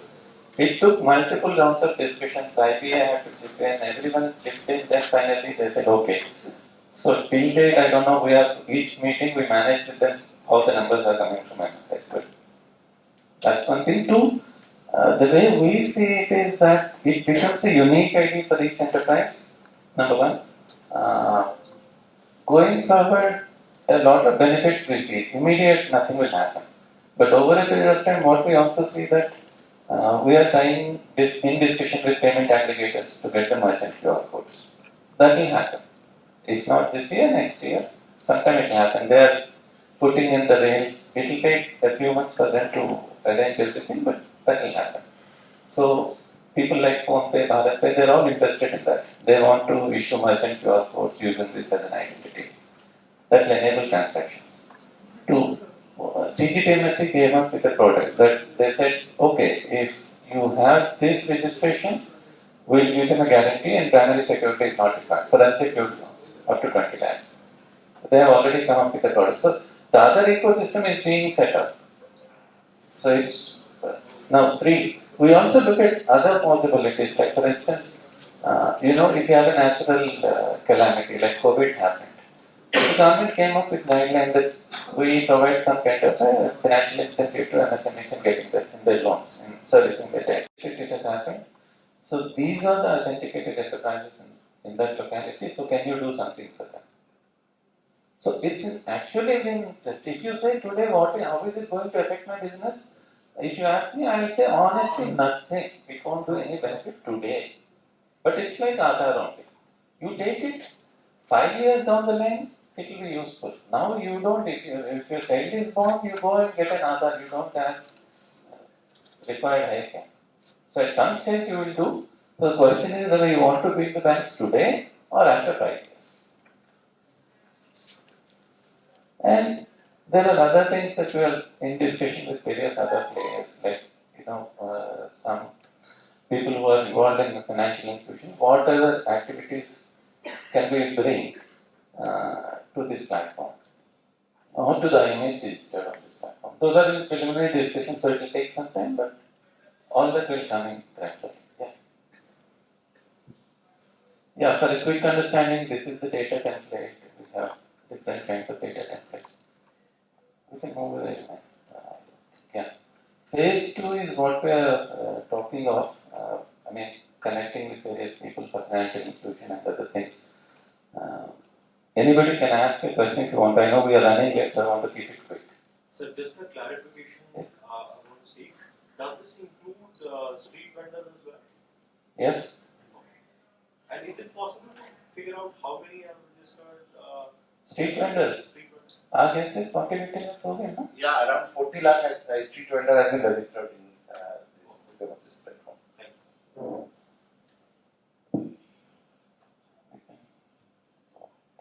Yeah, we are also looking at developing a kind of. The entire idea is that we want to move this informality to a kind of a formal ecosystem. See if you can provide the merchant QR codes, digital transaction facilities. That itself becomes, the moment you provide a digital transaction facility, you don't require a P&L statement. That statement will track the income and expenses of the individual. So this is what we are looking at. Can you develop a kind of a proxy P&L using these? So that's the formalization index we are talking of, and it will take some time for us to, look at the kind of features and database that will go into it. But all these things are what we are looking of. Then we are looking at, providing a kind of a revolving working capital. Most of you provide term loans with an EWI, EDI, EMI kind of facility. We are saying that there's a way of using data and providing a revolving credit facility. So it, instead of, it cushions the liquidity management in terms of sudden requirements. So now you give again a short-term 1 month loan, 15-day loan, instead of that you cushion it with a small revolving credit and with your term loan. So for this again we are coming with a product which anyone can use. Use of a digital credit card, enabling that through merchant QR codes for all of them. And we are also talking to digital e-commerce platforms about onboarding these IMEs wherever they require. We are in touch with somebody like ONDC. We keep onboarding them separately. So from various clusters also people keep onboarding them. Apart from that, various skill training programs, we are in touch with various agencies to conduct for these IMEs across the country. So those programs are happening. Broadly, this is it, but our problem statement today is that while we have registered 1.86 and we expect something like 6 to 10 crore IMEs to get registered, nobody knows the data. 1.86, 1.8 or 1.79 is registered by banks. So you have to take with a pinch of salt that, So now I am putting the gauntlet in front of you. Our request is already there. We are with MFIs. It's been very close to CP. For most of us, that segment is very close. We hold it very dear. And we have worked with them very closely. And we took the cudgels on your behalf when Sa-Dhan and Phil were sitting in the meeting with ministry. We said that, you need to do this. So that's been done. So now it's for you to say that, okay, we can do this. So it will not immediately benefit you, but it's not a big ask when your field staff goes to the repayment or a weekly collection, monthly collection, daily collection. It can be done either when the borrower comes to your place or not. The question is, if you think this is not going to add to my bottom line and top line today, it may not. But then in the certificate, we always show which is the first agency that has registered the IME. If SBI has registered it ahead of you, it will be SBI. So my own worry is that in another 2-3 years time, all the banks would have registered the IMEs in the country by buying your portfolio or whatever. And I don't know how many MFIs will have their names on the certificate. I'm being very honest. I would love to see a major number from the MFI sector. I'm the first one to be the happiest. But as on date, I'm not very confident. Can we think of some incentivization in the form of, I'm just seriously asking, See, the MFIs are in need of money. They will be approaching SIDBI for the refinance for the notes. Can there be some linkage between for the purpose of the pricing, for the purpose of eligibility or something like that, some incentive?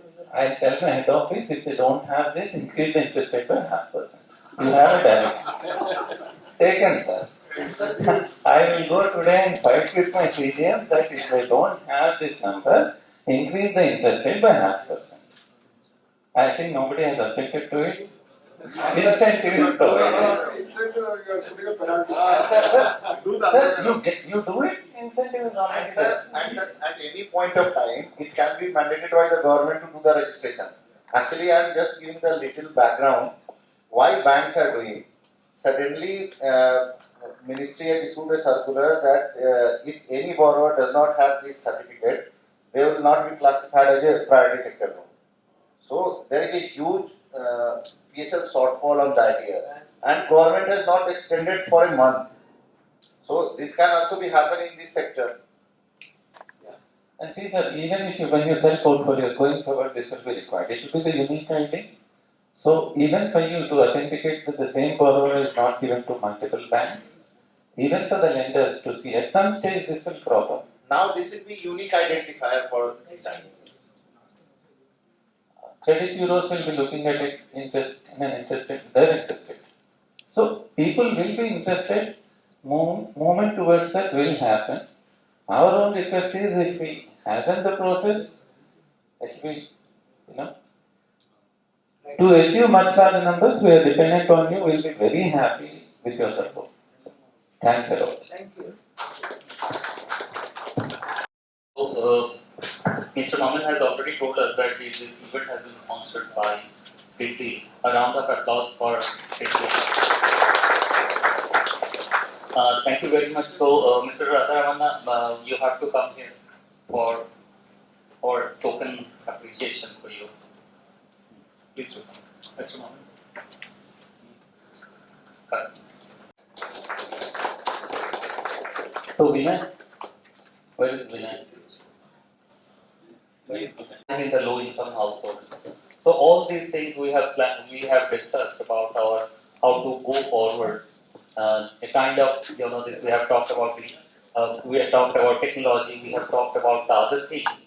If we don't boil it down to our mainstream activities, we cannot achieve that one. So we have put at first that overview, then we are boiling it down to the deeper dive of the low income households. Here I would like to get ED Parinam Foundation Mallika Ghosh. So Mallika, come here please. Yeah, light needs to turn on. Then we do have our distinguished panel. Mr. V. N. Saliman, Chairman, RDA Financial Services. He is also ex-board member of Sa-Dhan. Nagendra Mali, MD, Navchetna. Nagendra, please come here. Mr. Santa Kumar, Business Head, L&T Financial Service. And Uday Shankar, COO, Credit Access Life. So over to you, Mallika.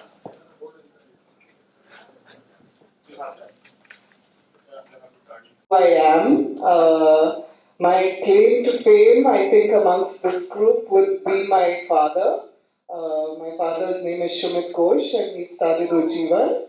So, but other than being his daughter, why am I here? Why have I been chosen to moderate? Is probably because of Parinam's work, and Parinam is an NGO that works with Ujjivan closely. But one of our biggest programs is our financial literacy program. So it is called Diksha, and we have trained almost 1.4 million customers of Ujjivan across the country. We also have a curriculum in 7 languages, and it has been adapted over the years. So I'm actually, last time I came to a conference like this was part of IBI Pune, and the foundation was started by my mother. So she was quite a feisty person. Unfortunately, she passed away in 2013, and it was soon after the microfinance crisis, back in 2010, when we started going for these conferences, because at that time no one was opening bank accounts for our customers, Ujjivan customers, microfinance customers. And Mummy was very much like Mr. Fernandez and constantly fighting with all the banks to open accounts. So when Mr. Fernandez spoke, he reminded me a lot of her.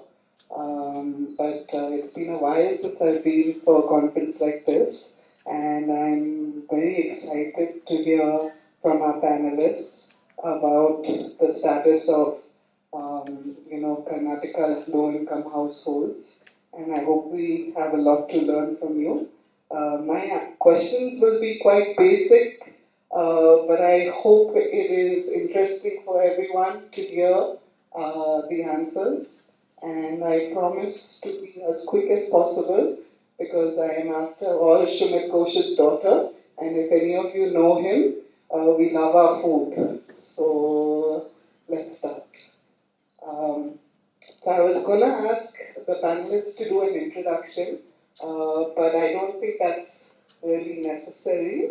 Many of you are well known to the group over here. So we'll just dive directly into the topic, and the topic being financial health of low-income families in Karnataka. So, Mr. Mari, I'll start with you. You started a foundation first, you were telling me, and it then moved into a microfinance institution. So you have a very good understanding of the field and the people we work with. So I was quite interested in understanding your opinion with the increase of financial institutions. I think Ujjivan was one of the first urban microfinance companies, but now if you look at the ecosystem, you have microfinance, NBFCs, SFPs, banks, all serving the same customers. Do you feel like this is affecting the households? And how do we make sure that customers are not taken advantage of? Because they're banking with some banks. I know for a fact my cook has 3 bank accounts, and they're borrowing from different places, not only formal, informal. How do we, how is this affecting the households, and what can we do to make sure that this does not affect them in a bad way? Thank you, Malikaji. Just to give a brief introduction, so I'm Nagendra Mali from Navchetna. We started our activity from Haveri. So as on today, we manage about 1800 crores of AUM under microfinance and about 400 crores of deposits and loans under our cooperatives. So we are working in Karnataka, Tamil Nadu and Maharashtra. So as Malikaji was telling, we started our journey as an NGO. So our first project was watershed development, and under that when we floated SHGs and then we moved on to microfinance. So actually at the ground level in the village, if you have seen the profile, even today the fact is that 55% of India, Karnataka's population depends on agriculture. But when you go deep into a family and look at it, so if there are 3 children in the house, or maybe 2 or 3, now that is norm, and only one will be dedicated to agriculture, that too part-time, and the other 2 would be surely focusing on other than agriculture incomes. So we were worried last year when drought was on the anvil. And then there were a lot of informal discussions. How is it going to impact microfinance? So all Karnataka people, the MFIs of Karnataka have Today, you know that because the good showers have started and the drought is gone by almost, we have overcome that drought phase, and the impact was very little in terms of the repayment. The data was showing that the recovery rate is in Karnataka is much better than the industry across India. So I feel this particular fact supports that at the family level, the income from non-agriculture is quite evident. So when I say that the income from non-agriculture activities at the family level is higher, so they also have different credit expectations. So actually under microfinance we don't do much of a credit analysis, and here I am fortunate to have a relationship with State Bank of India under their co-lending model. So there we have been analyzing the consumer report. So what has come out of this consumer report? We have built about 100 crore odd under the SBI co-lending, which is more like an individual loan. So because the microfinance started with SHGs, then moved on to JLGs, and now I think it is going to be more of an individual loan going forward. So since last 2 years, Mr. Harish is laughing because he is also implementing. He is also partner with us in SBI co-lending. So there the product is up to 3 lakhs, and when we discuss these individual loans and we have seen the consumer reports, there is gold loan which is appearing in their cards. There is consumer loan which is appearing. There are agri and tractor loans are also appearing. So the tractor and agri loans are little lesser, whereas there is a considerable size in terms of consumer loans as well as the gold loan portfolio. So, but as a policy, we ignore both tractor and gold loan because they are backed by separate assets as well as they will have a separate income kind of a thing. However, this shows the fact that in terms of financial management at the family level, these factors are coming, these multiple loans are coming. And this I would say that because microfinance are going with vanilla microfinance product, as Manjunath sir was telling, that we are not really designed the loan product as per the needs of the family. So, and then other players are already are already there to enjoy this space. So, with this, I think I answered your question. Yeah, Thank you. So, Mr. Shankar, I think you come from Credit Life Access. Credit Access Life. I would definitely like to know more about Credit Access Life. One of the major things Parinam worked on when we started was health insurance. It's different, your insurance, but we feel very strongly that insurance is a very, very important aspect of everyone's, especially our customers, to safeguard themselves. Please do let us know about that, and maybe also touch upon, because you've had a vast experience in insurance. Why do you think it's so important? How can our customers access good insurance? What are the good insurance products to access? And when they do access it, how do they avail benefits? I know that a lot of companies here would be giving insurance as part of their products as well, but struggle with making sure that the benefits reach the customer. So, do you have any kind of tips for us on that? Thank you. Good afternoon, everyone. My name is Uday Shankar. Brief introduction. I'm part of Credit Access Life team. We got licensed last year, 31st March 2023 from IRDL to do life insurance. Most of you will be knowing our sister concern, Credit Access Gramin Limited. Okay. We are part of the same lineage. Idea of Credit Access Life basically started from Gramin affected because they felt of the need of their customers for a better insurance cover rather than just having a credit life cover being provided currently for most of the microfinance customers. So when we started, our vision was basically to have to address this insurance protection gap for the low income segment. We work only on the group platform.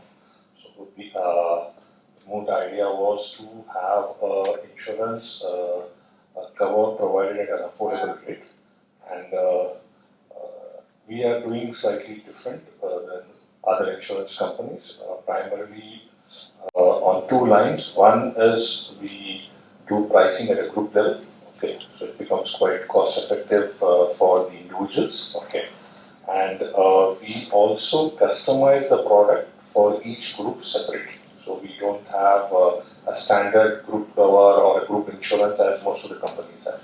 So we generally interact with companies or groups to understand the needs of the customer and then devise products or solutions for them.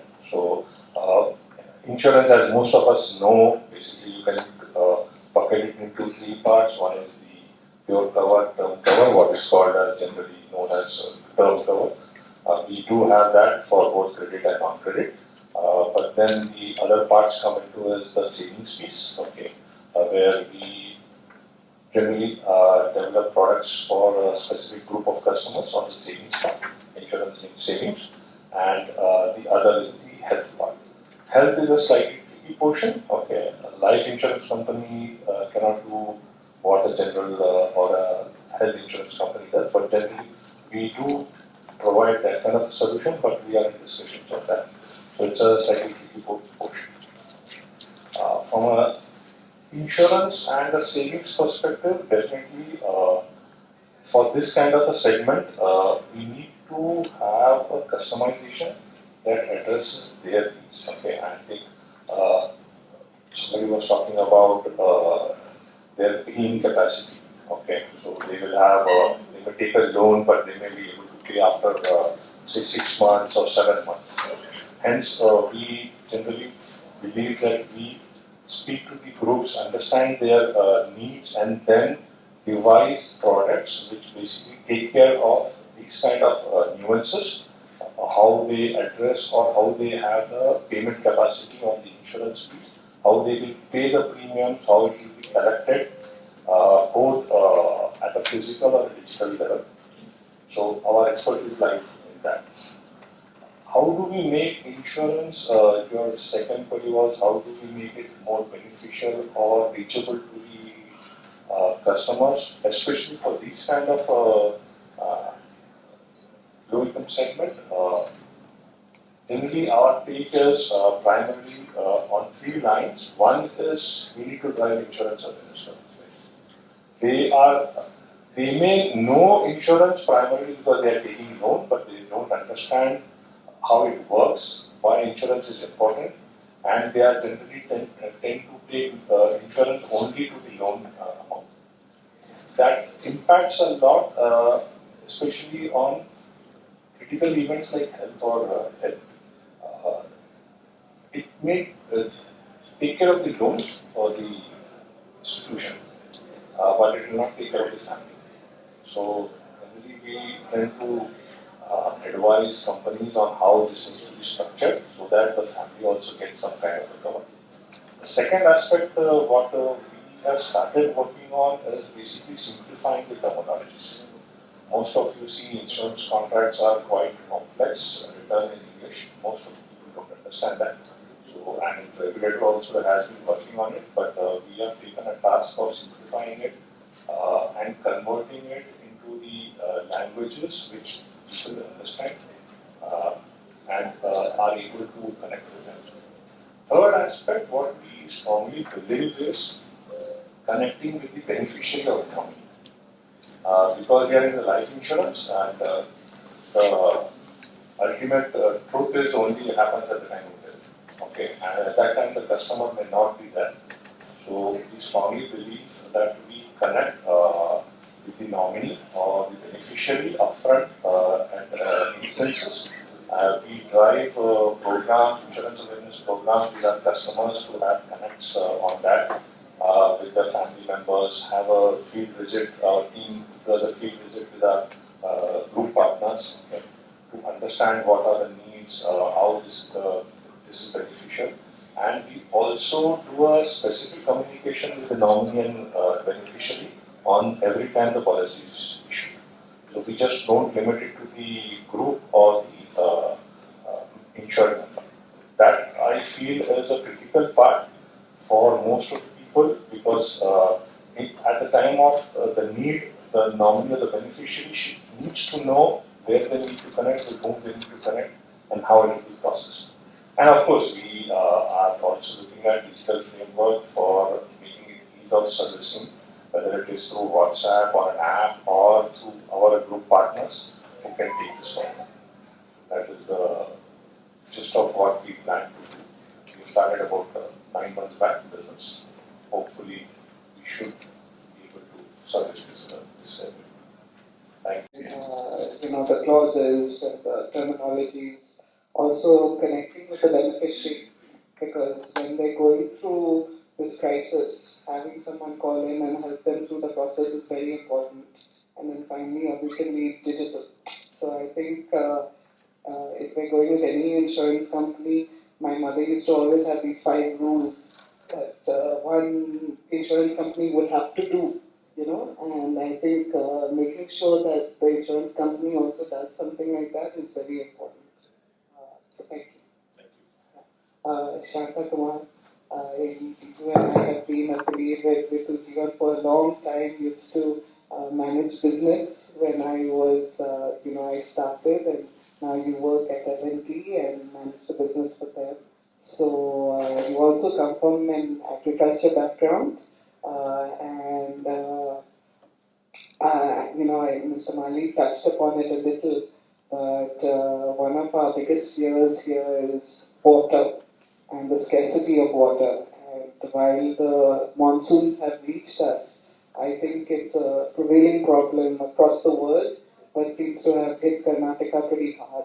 So I would like to know more about, 55% from my understanding of Karnataka's workforce is into agri and allied work, and how do you feel the water scarcity is going to affect them, and what as financial institutions can we do to make sure we handhold them through the crisis and help them through? So if you could touch upon that, that would be nice. Thank you. Sure. Thanks, Mallika. Quick introduction. Myself, Shant Kumar. Close to 24 years of work in this financial inclusion space. Started my experience in SAG promotion and bank linkage with Dan Foundation. Then moved on to Ujjivan, Jana, and now with L&T Finance, purely managing the JLG structure. Before I start, I thank Sa-Dhan, Sigby and Acme for giving this opportunity.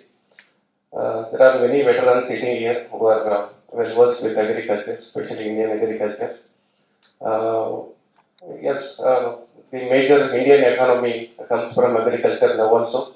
Though the manufacturing and servicing sectors have increased, but still agriculture is very important component, and especially for microfinance institutions because more than 65% of the loans goes to this households. When we give the loans to these households, if they don't able to generate the income from the money given and they repay us back, then we are in trouble and customers also in trouble. So that way the rainfall plays a very important role. So last year if you see, it is almost 24% deficit in our rainfall, especially in state of Karnataka.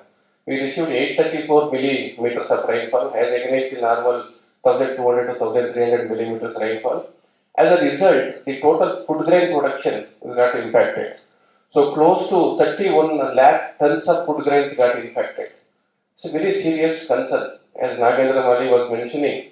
So what happens when we face this sort of drought? So to our basically surprise, so we also seen in the Shruti presentation, Karnataka stands very strong with respect to credit discipline and disbursement volumes are also increasing in spite of the drought which has affected the state very badly. The reason is basically there is no single source of income to any of the family in Karnataka.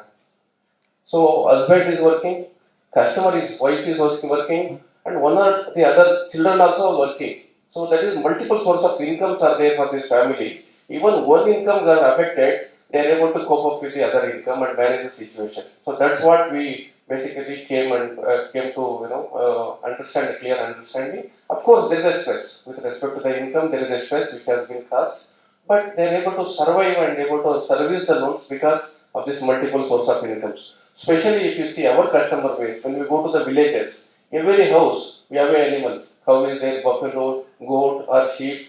Even if that is not there, there is a tailoring machine at the home. And there is a beautician small setup to service the customers. And there is a petty shop to basically generate the income, little bit income, whatever they can. So especially when this drought has impacted the last year, we could see some stress in Kalyan Karnataka. That is Gulbarga, Bidar, Raichur, Vijaypura, Ballari. This belt was slightly affected. Even though they could not find any other activities, they started migrating to the nearby cities like Hyderabad, Bangalore, Pune. So never sat idle. They moved out and they ensured that they worked and started generating the income. So definitely the showers are back, very positive signs, and the forecast also is very good for this financial year.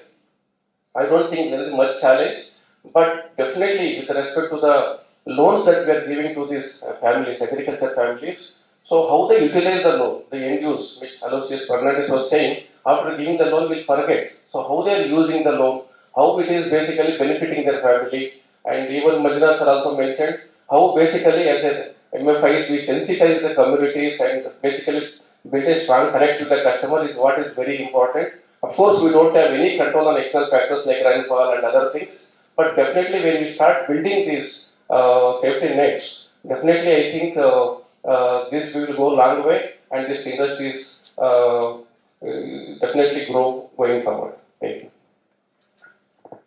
All the family members who are working were able to support their family through this crisis. I think one of the major things that we all need to think about, because I really feel very strongly about this water crisis, is that we all have CSR. Maybe we should start thinking about how do we make sure we bring back lakes and work on water projects. Because I really feel like this is a very serious issue. I grew up in Bangalore. I don't speak any Kannada though. But when I grew up, we had beautiful lakes in Bangalore. And I myself live on a lake now in Koramangala and Astived. So I feel like maybe some of the things we need to think about as institutions is what do we do to bring back water. Definitely, the CSR work is very important and conserving the water, especially the check dams and the Krushi Hondas. That will help, and also a lot of plantation, especially the orchards, mixed orchards, will give income also to the family as well as help the ecosystem also. Basically, reviving the water bodies. Yes. Many of the water bodies in Bangalore has now destroyed. So, reviving them is the best thing.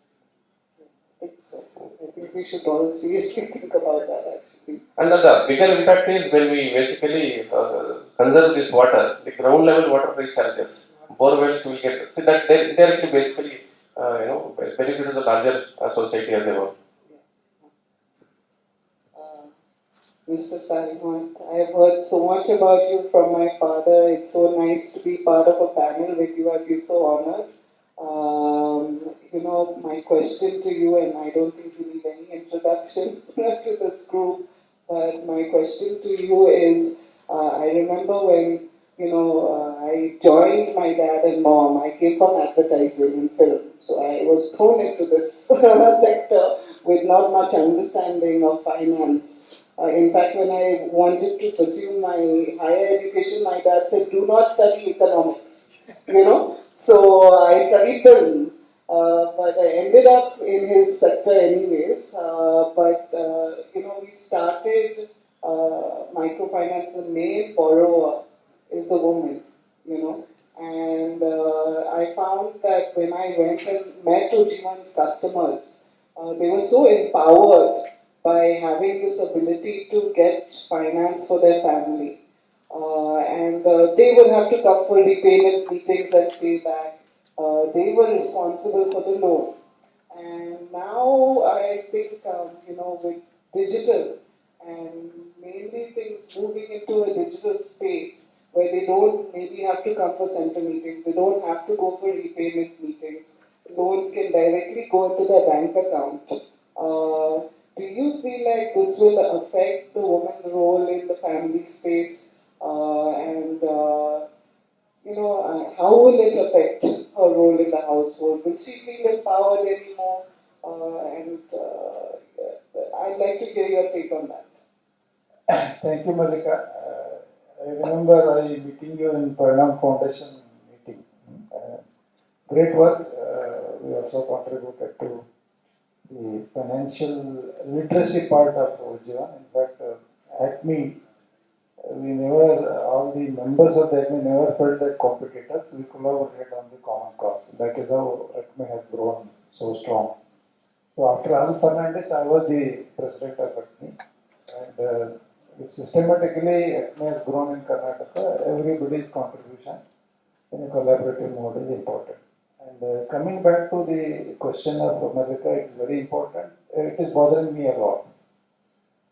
The culture, the empowerment of women, it goes to models, SAG model and JLJ model. JLJ model was more into coming together and sharing a little bit of thoughts. But as an SAG model, empowerment was more important. So, as you know, some of you youngsters, if you do not know, to get loan, they used to spend 1 year. The entire 1 year period was for empowerment. Right from numeracy, literacy, then vision building, these are all the models whereby the aspirations level of the woman rose to a higher level and they started contributing. So much of social capital was spent on that. Social capital was spent as well as built. So this is very important, and this got a severe dent in COVID because the meeting culture went away. Today, some of you may agree and may not agree, the collection is mostly door to door than in meetings. And digitalization as well as quickness to give loan has led to a feeling that why should I go for a meeting? I borrow and I repay. So therefore it's a really worrying feature. But then the importance of women empowerment in the role has been so important that women always worry about their social standing. They don't want to hear about that I'm a defaulter. So therefore, when you compare a group of men and group of women, it is always women who repay the loan out of the honor in the society. This is very, very important. That is one. The next is the aspiration level also, because women stands for family. She looks at how do my children get educated, how my entire family gets up. So therefore, this has been a very, very important point. Now we have to look at various people who have been in this field have to think of. Now there are a lot of web kind of meetings. So now if we do not physically meet, virtually meeting is possible. Many of us, we started going for web meeting. It saves cost, it saves money, and if not physical, the effect was not less. So therefore, now we have to start experimenting because most even the digital penetration, internet penetration in rural is very high. And you would have seen in the recent election the role played by social media. So therefore, we have to look at how do we rebuild the sentiment of their togetherness. Even if you look at within the family, they chat a lot on WhatsApp. All of them use video calling. They, irrespective of where they are, they keep meeting, they keep talking on that. So therefore, we need to look at digital affinity nowadays in order to replicate the effect of physical affinity in the SSG group or JLG group. Is it? We need to encourage this kind of a digital affinity and contribute to their growth. It is not that we are lenders Otherwise, we become money lenders. We lend and we borrow. Money lenders do the same thing. More or less, the rate of interest is the same thing. Instead of profit going to them, it comes to the company. Maybe if it is a company, then it gets distributed to shareholder. But what else is contributed to them? We came and built this institution, and government spent and society spent because it is a developmental model. It is not a lending model, mere money lending model. If it has to be developmental model, then we can encourage these kinds of digital groups, virtual coming together, and institutions has to build on that. Otherwise, through digitally lending and it like a fintech company. Social capital may not be there. So, graduating them to the current level, even the whole purpose of this meeting, SIGBI sponsoring, is that we should graduate from the current micro level to medium and bigger level. And they are all capable of that. But then, we have to understand what are their current needs. When they came together, their needs at that point of time, 20 years, were different. Coming together, empowering, breaking the bonds of the local tradition, custom, that was important thing at that point of time. This time, those things have been achieved now. So how do we go to a higher level? How do we access technology? Now that AI is coming, and again what happens is, like earlier the social divide is there, now digital divide will be there. People with higher technology will access better things in the society than the others. So again, different kind of poverty may come. So we need to look at that, and social thinkers. Again, another important thing is, if you look at the moment of this financial inclusion, the sector played by civil society has been important. Who contributed SSG? It was a Bairada. And who contributed to JLG model? It is Professor Yunus. These are all social people. They are not. It was not government led. Now somebody has to, either CSR or other philanthropic organization, have to look at how the new in the digital era, this kind of virtual affinity gets developed for the common goal. For other entertainment goal, it is fast. But for developmental needs, whether it is really going fast. So in that context, we need to look at that, maybe a group, digital group or other methodology through which quickly they interact with each other, and it is not only the financial agenda, there are other social empowerment agenda in the new context. How do they move forward and access all the benefits the technology provides? So I am also as worried as you and as concerned as you. Right now I don't have answer. But these are the areas in which we have to look at, and if CSR has to be looked at, so such innovative experimentation has to be looked into. Thank you. No, I'm making our center meetings, making our repayment meetings digital. One of the things we are struggling with is how do we deeply connect with these women, again, if things are door to door or digital. And one of my most favorite parts of spending time with customers was when I would go for repayment meetings. Many of the centers, they would have the same sari, the same color. They were so bonded. And to kind of get that back, I feel is very important. And I think digital meetings are a very good idea, and they're very capable because when COVID hit, our financial literacy program, which is in person, we moved to digital. And they were happy to come online, and the kids were helping them. Navratri, all of them wear the same saree each day. Yeah, Digitally it is flashed. yeah, it's so, and they come so strong because they have very hard lives, so to form this group of people who can support them, I think, makes them very strong in their household. And it's very important we keep to that.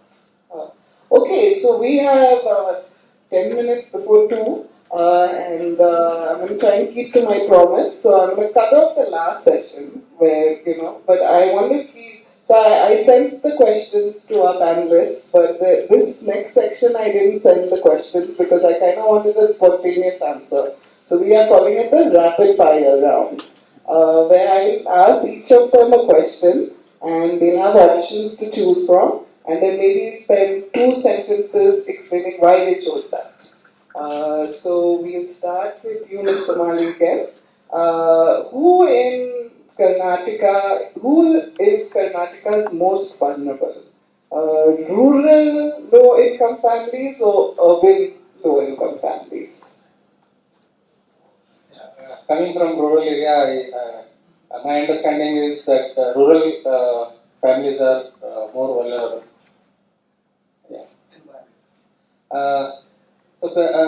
Basically, the number of opportunities available at the rural level will be lesser than when compared to urban areas. And if at all, in case of switching over the livelihoods, it's easily possible in urban areas, which would be difficult in rural areas. The majority of the dependents, majority of the people still depend on agriculture, which is not a very secured. It depends a lot on the rains and so many other parameters.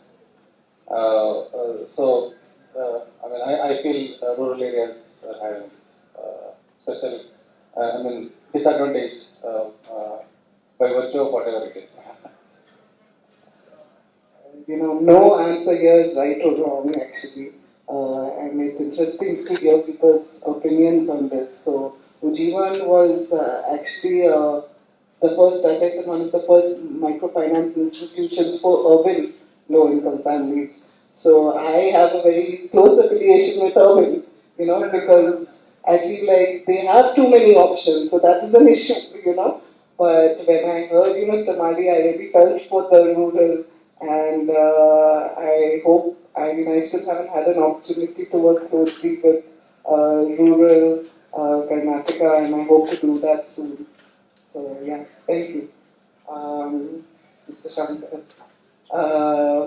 Which do you feel is the most important for our customers to safeguard their assets and ensure they will not fall prey to pitfalls life throws out at them? Saving regularly and financial investments, insurance, or gold? Gold. Gold. If you ask me, I would say insurance. But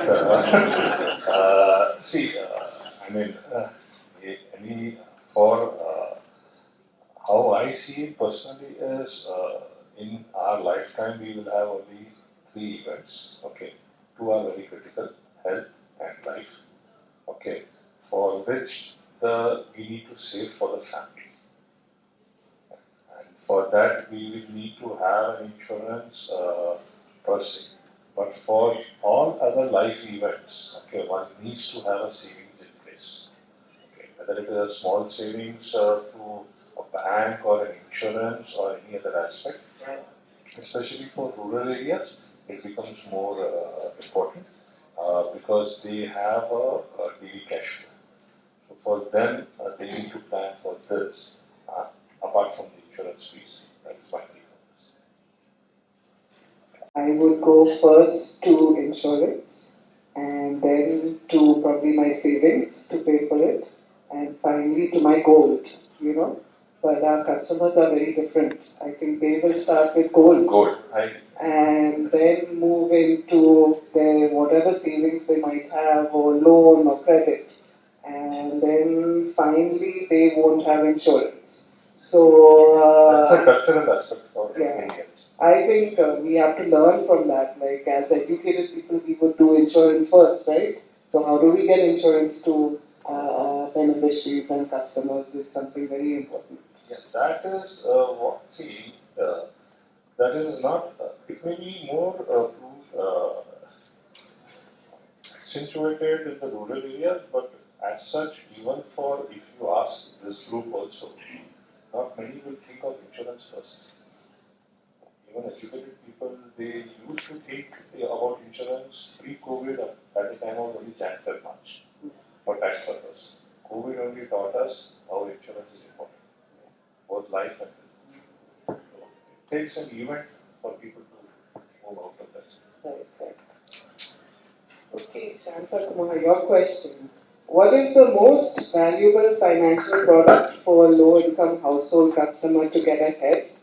Access to credit or access to formal saving products? Everyone here is from credit, so I'm very interested to hear what Shanta Kumar says. No, I go for the second one, savings. See, the reason is the SLG. The concept has been built on savings. So when we are able to earn and save little bit of money and put it in a safer position, we need not to go desperately for the credit. So credit comes as a top up.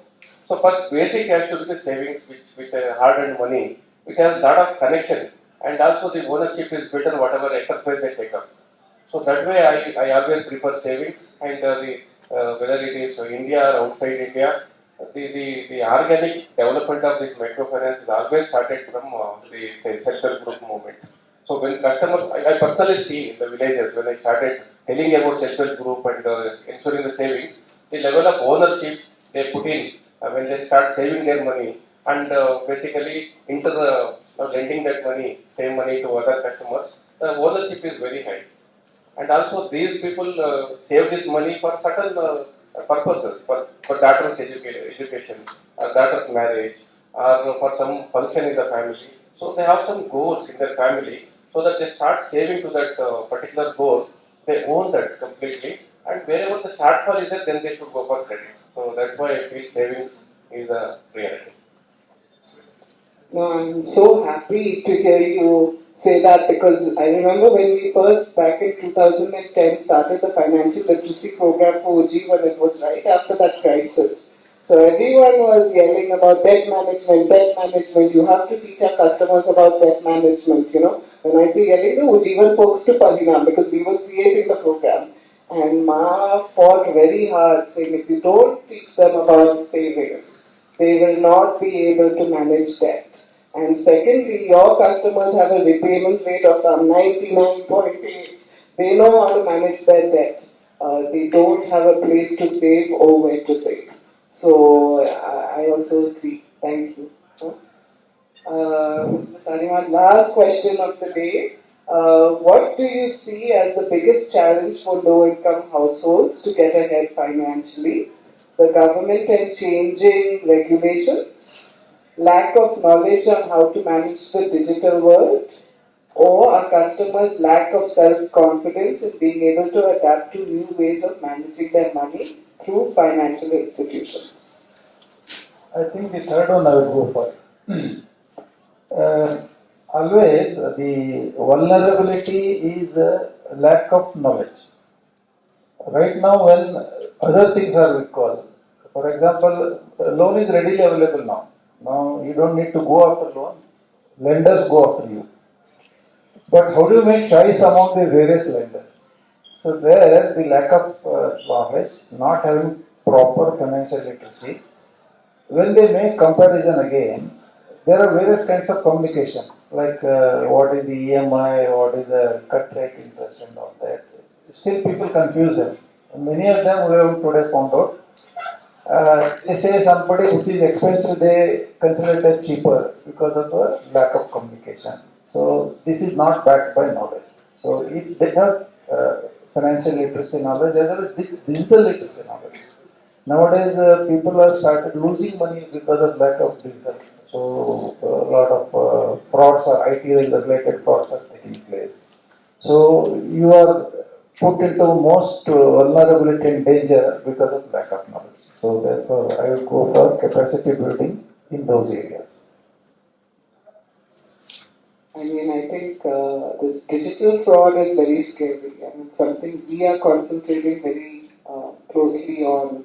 And not only with our customers, quite frankly, with everyone. You know, every time I pick up my phone and I hear some strange question about OTP and my number, I have doubts and I put it down. You know, so it is very, very scary for sure, and we have to teach them about it.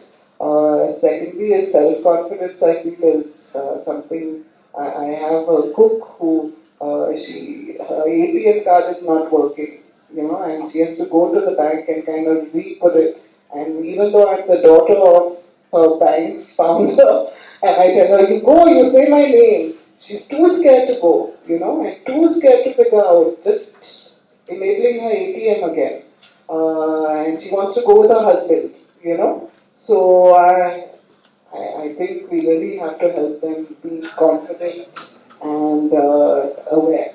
So, I think we'll end now if that's okay with everyone. I did want last words from everyone, but I'm sure everyone is hungry. Maybe open it up if anyone has questions or if you would like last words. Anyone? Yeah? So, in terms of finance management, it was also mentioned by Mr. Harish in his the last session. The loan tenure in MFI space took almost 10 years to change to 2 years from 1 year. So now I really feel that if proper management and little more space for the customers should be available, we have to enhance the term of the tenure of the loans. So that will help the family in a better manner. And then one thing I just would like to recognize, and I don't want to make any controversial statement here. In Karnataka, what is it, Janalakshmi scheme is giving about 2,000 rupees to the families. That has also come in handy for these people to meet, at least some of the customers to meet our EMIs or whatever those installments. Graha Lakshmi Yojana. I'm sure free bus pass Yeah, free bus pass is there. And electricity bill savings there, they will add to that. So actually what happened during these elections, both BJP and Congress people came to our office. So when Congress person was there in my office, so I requested him very, in a very lighter manner, sir, enhance this Grahalakshmi scheme from 2,000 to 5,000, because from each EMI for 50,000 loan comes around 2,600 rupees. So at least some 2,000 rupees is there in a so it was like that. So, but as an industry, depending on these kind of loans is also not recommended. But there is also a fact in Karnataka at least. Anyone else? No? I come from the NGO field. We don't have any associations. I think this industry is very lucky to have Sa-Dhan and ACME and SIDBI. And, I wish my NGO sector had, organizations like this. But good luck to everyone and enjoy your lunch. Thank you. Rapid fire. It was good. And now this is the time for our appreciation to you to be here to guide us, to help us to understand the sector. So if I can request Mr. Radharamanna.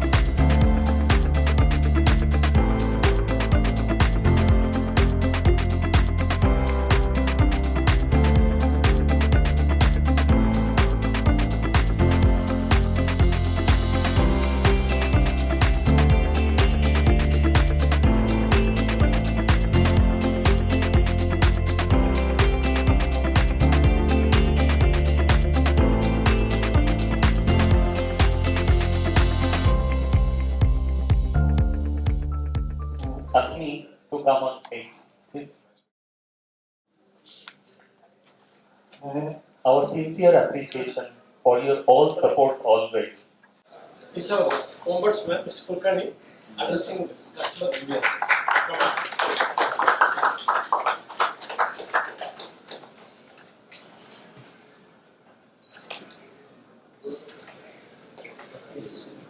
In fact, we really appreciate the way you are. Thank you very much. Please to come. He is head A5 Karnataka SRL.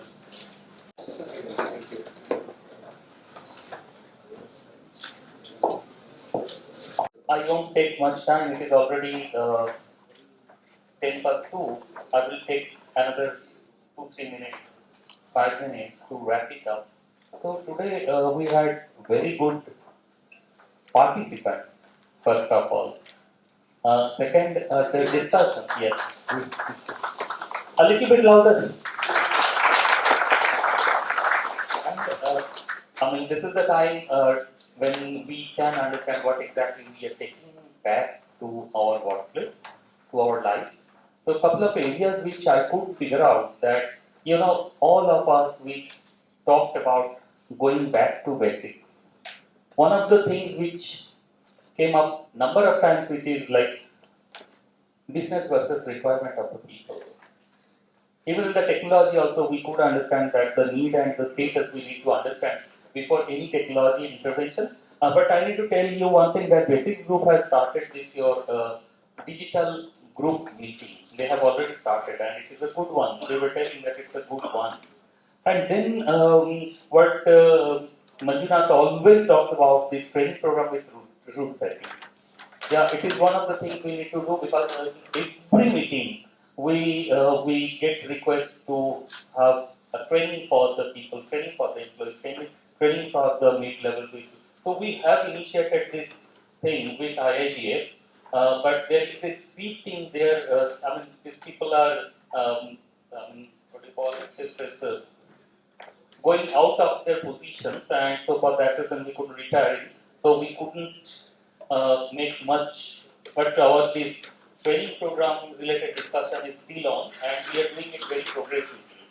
One of the things which we talked about a bit is rate of interest. We know why our rate of interest is high, but still we need to work on. We have seen it. We are the one who brought it down from 35-36%. Navindra is still there, Salimat sir is still there. They are talking. We knew that what was there at 35-36%. Now it is lower, but we can lower it down as well.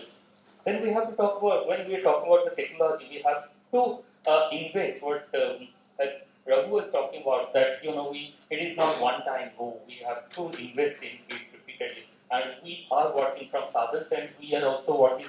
We have already requested to NABARD and Siddhi to come up with some social good technology, maybe for the smaller MFIs. We have already requested and we are working on it. One of the major thing which I could, and I should thank to this credit ground insurance for the simplifying of the clauses. I mean, if you can do it, nothing like that. Because we don't know, the tons of paper we sign without knowing what exactly is there. I mean, we also do the same thing. So if somebody can help us to understand what exactly is over there, it would be extremely helpful for us. I think most of the people we do, I don't know who reads every line by line, clause by clause, I don't know, but at least I don't do. It is very, very much important for us. Then one of the things which we discussed about is the climate. Yes, when we are investing, it is very, very much needed to understand the climate. We had a meeting yesterday with Microsoft consultant. We are doing a study with them to understand the climate resilience microfinance, which is one of the segments we will be doing in Sa-Dhan this financial year. There, one UNDP person was there. He told us that there is a heat map kind of thing in UNDP side where we can understand geography specific climate risk. So if you want, you can also refer to it. I will try to get that link from him and I will circulate amongst our members to look at it, what exactly they are telling over there. Apart from that, one of the things for us, it was the definition of these unsecured loans, where we are seeing that both of the things are the credit card as well as microfinance segment. This is what we should be taking it forward. Thank you, everyone. So these are the couple of points which I could gather, I could write, and I would like to request Mr. Hegde also to come here if he has additional something. You don't have anything. So if you can extend both of hands to all of these people. From our end, thank you everyone. Thank you speaker, thank you everyone. Thank you Sidvi for supporting us.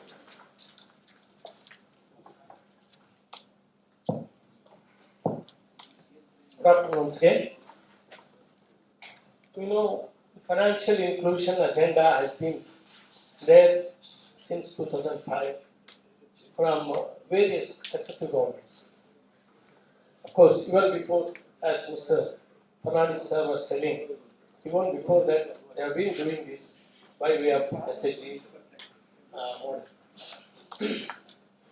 Today we had financial inclusion conclave, Karnataka. For inaugurating it, we had dignitaries from SLBC, Mr. Bhaskar Chakravarti, CGM NABARD, Mr. Prasad Rao, GM SIDBI, Mr. Radharana. I, on behalf of Sa-Dhan, ACME and SIDBI, wholeheartedly thank all of them. And we had two panel discussions, very insightful deliberations. We had senior experts on the field, in the field have been there, learned a lot. I, on behalf of Sa-Dhan, ACME and SIDBI, wholeheartedly thank all of them.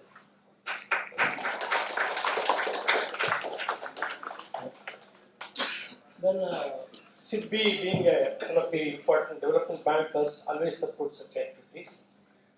On behalf of Sa-Dhan and ACME, thank you. Thanks, SIDBI, sincerely. Sa-Dhan thought it fit to have the state conclave, financial inclusion conclave in Bangalore. We are lucky to be associated with them. On behalf of ACME and my personal behalf, I thank Sa-Dhan for all the initiatives they have taken. And of course, last but not the least, thank everybody who have spared your valuable time and being with us. Thank you so much. So there is lunch outside. Please have some lunch with us before dispersing. Thank you very much for coming. It's wonderful to see you people.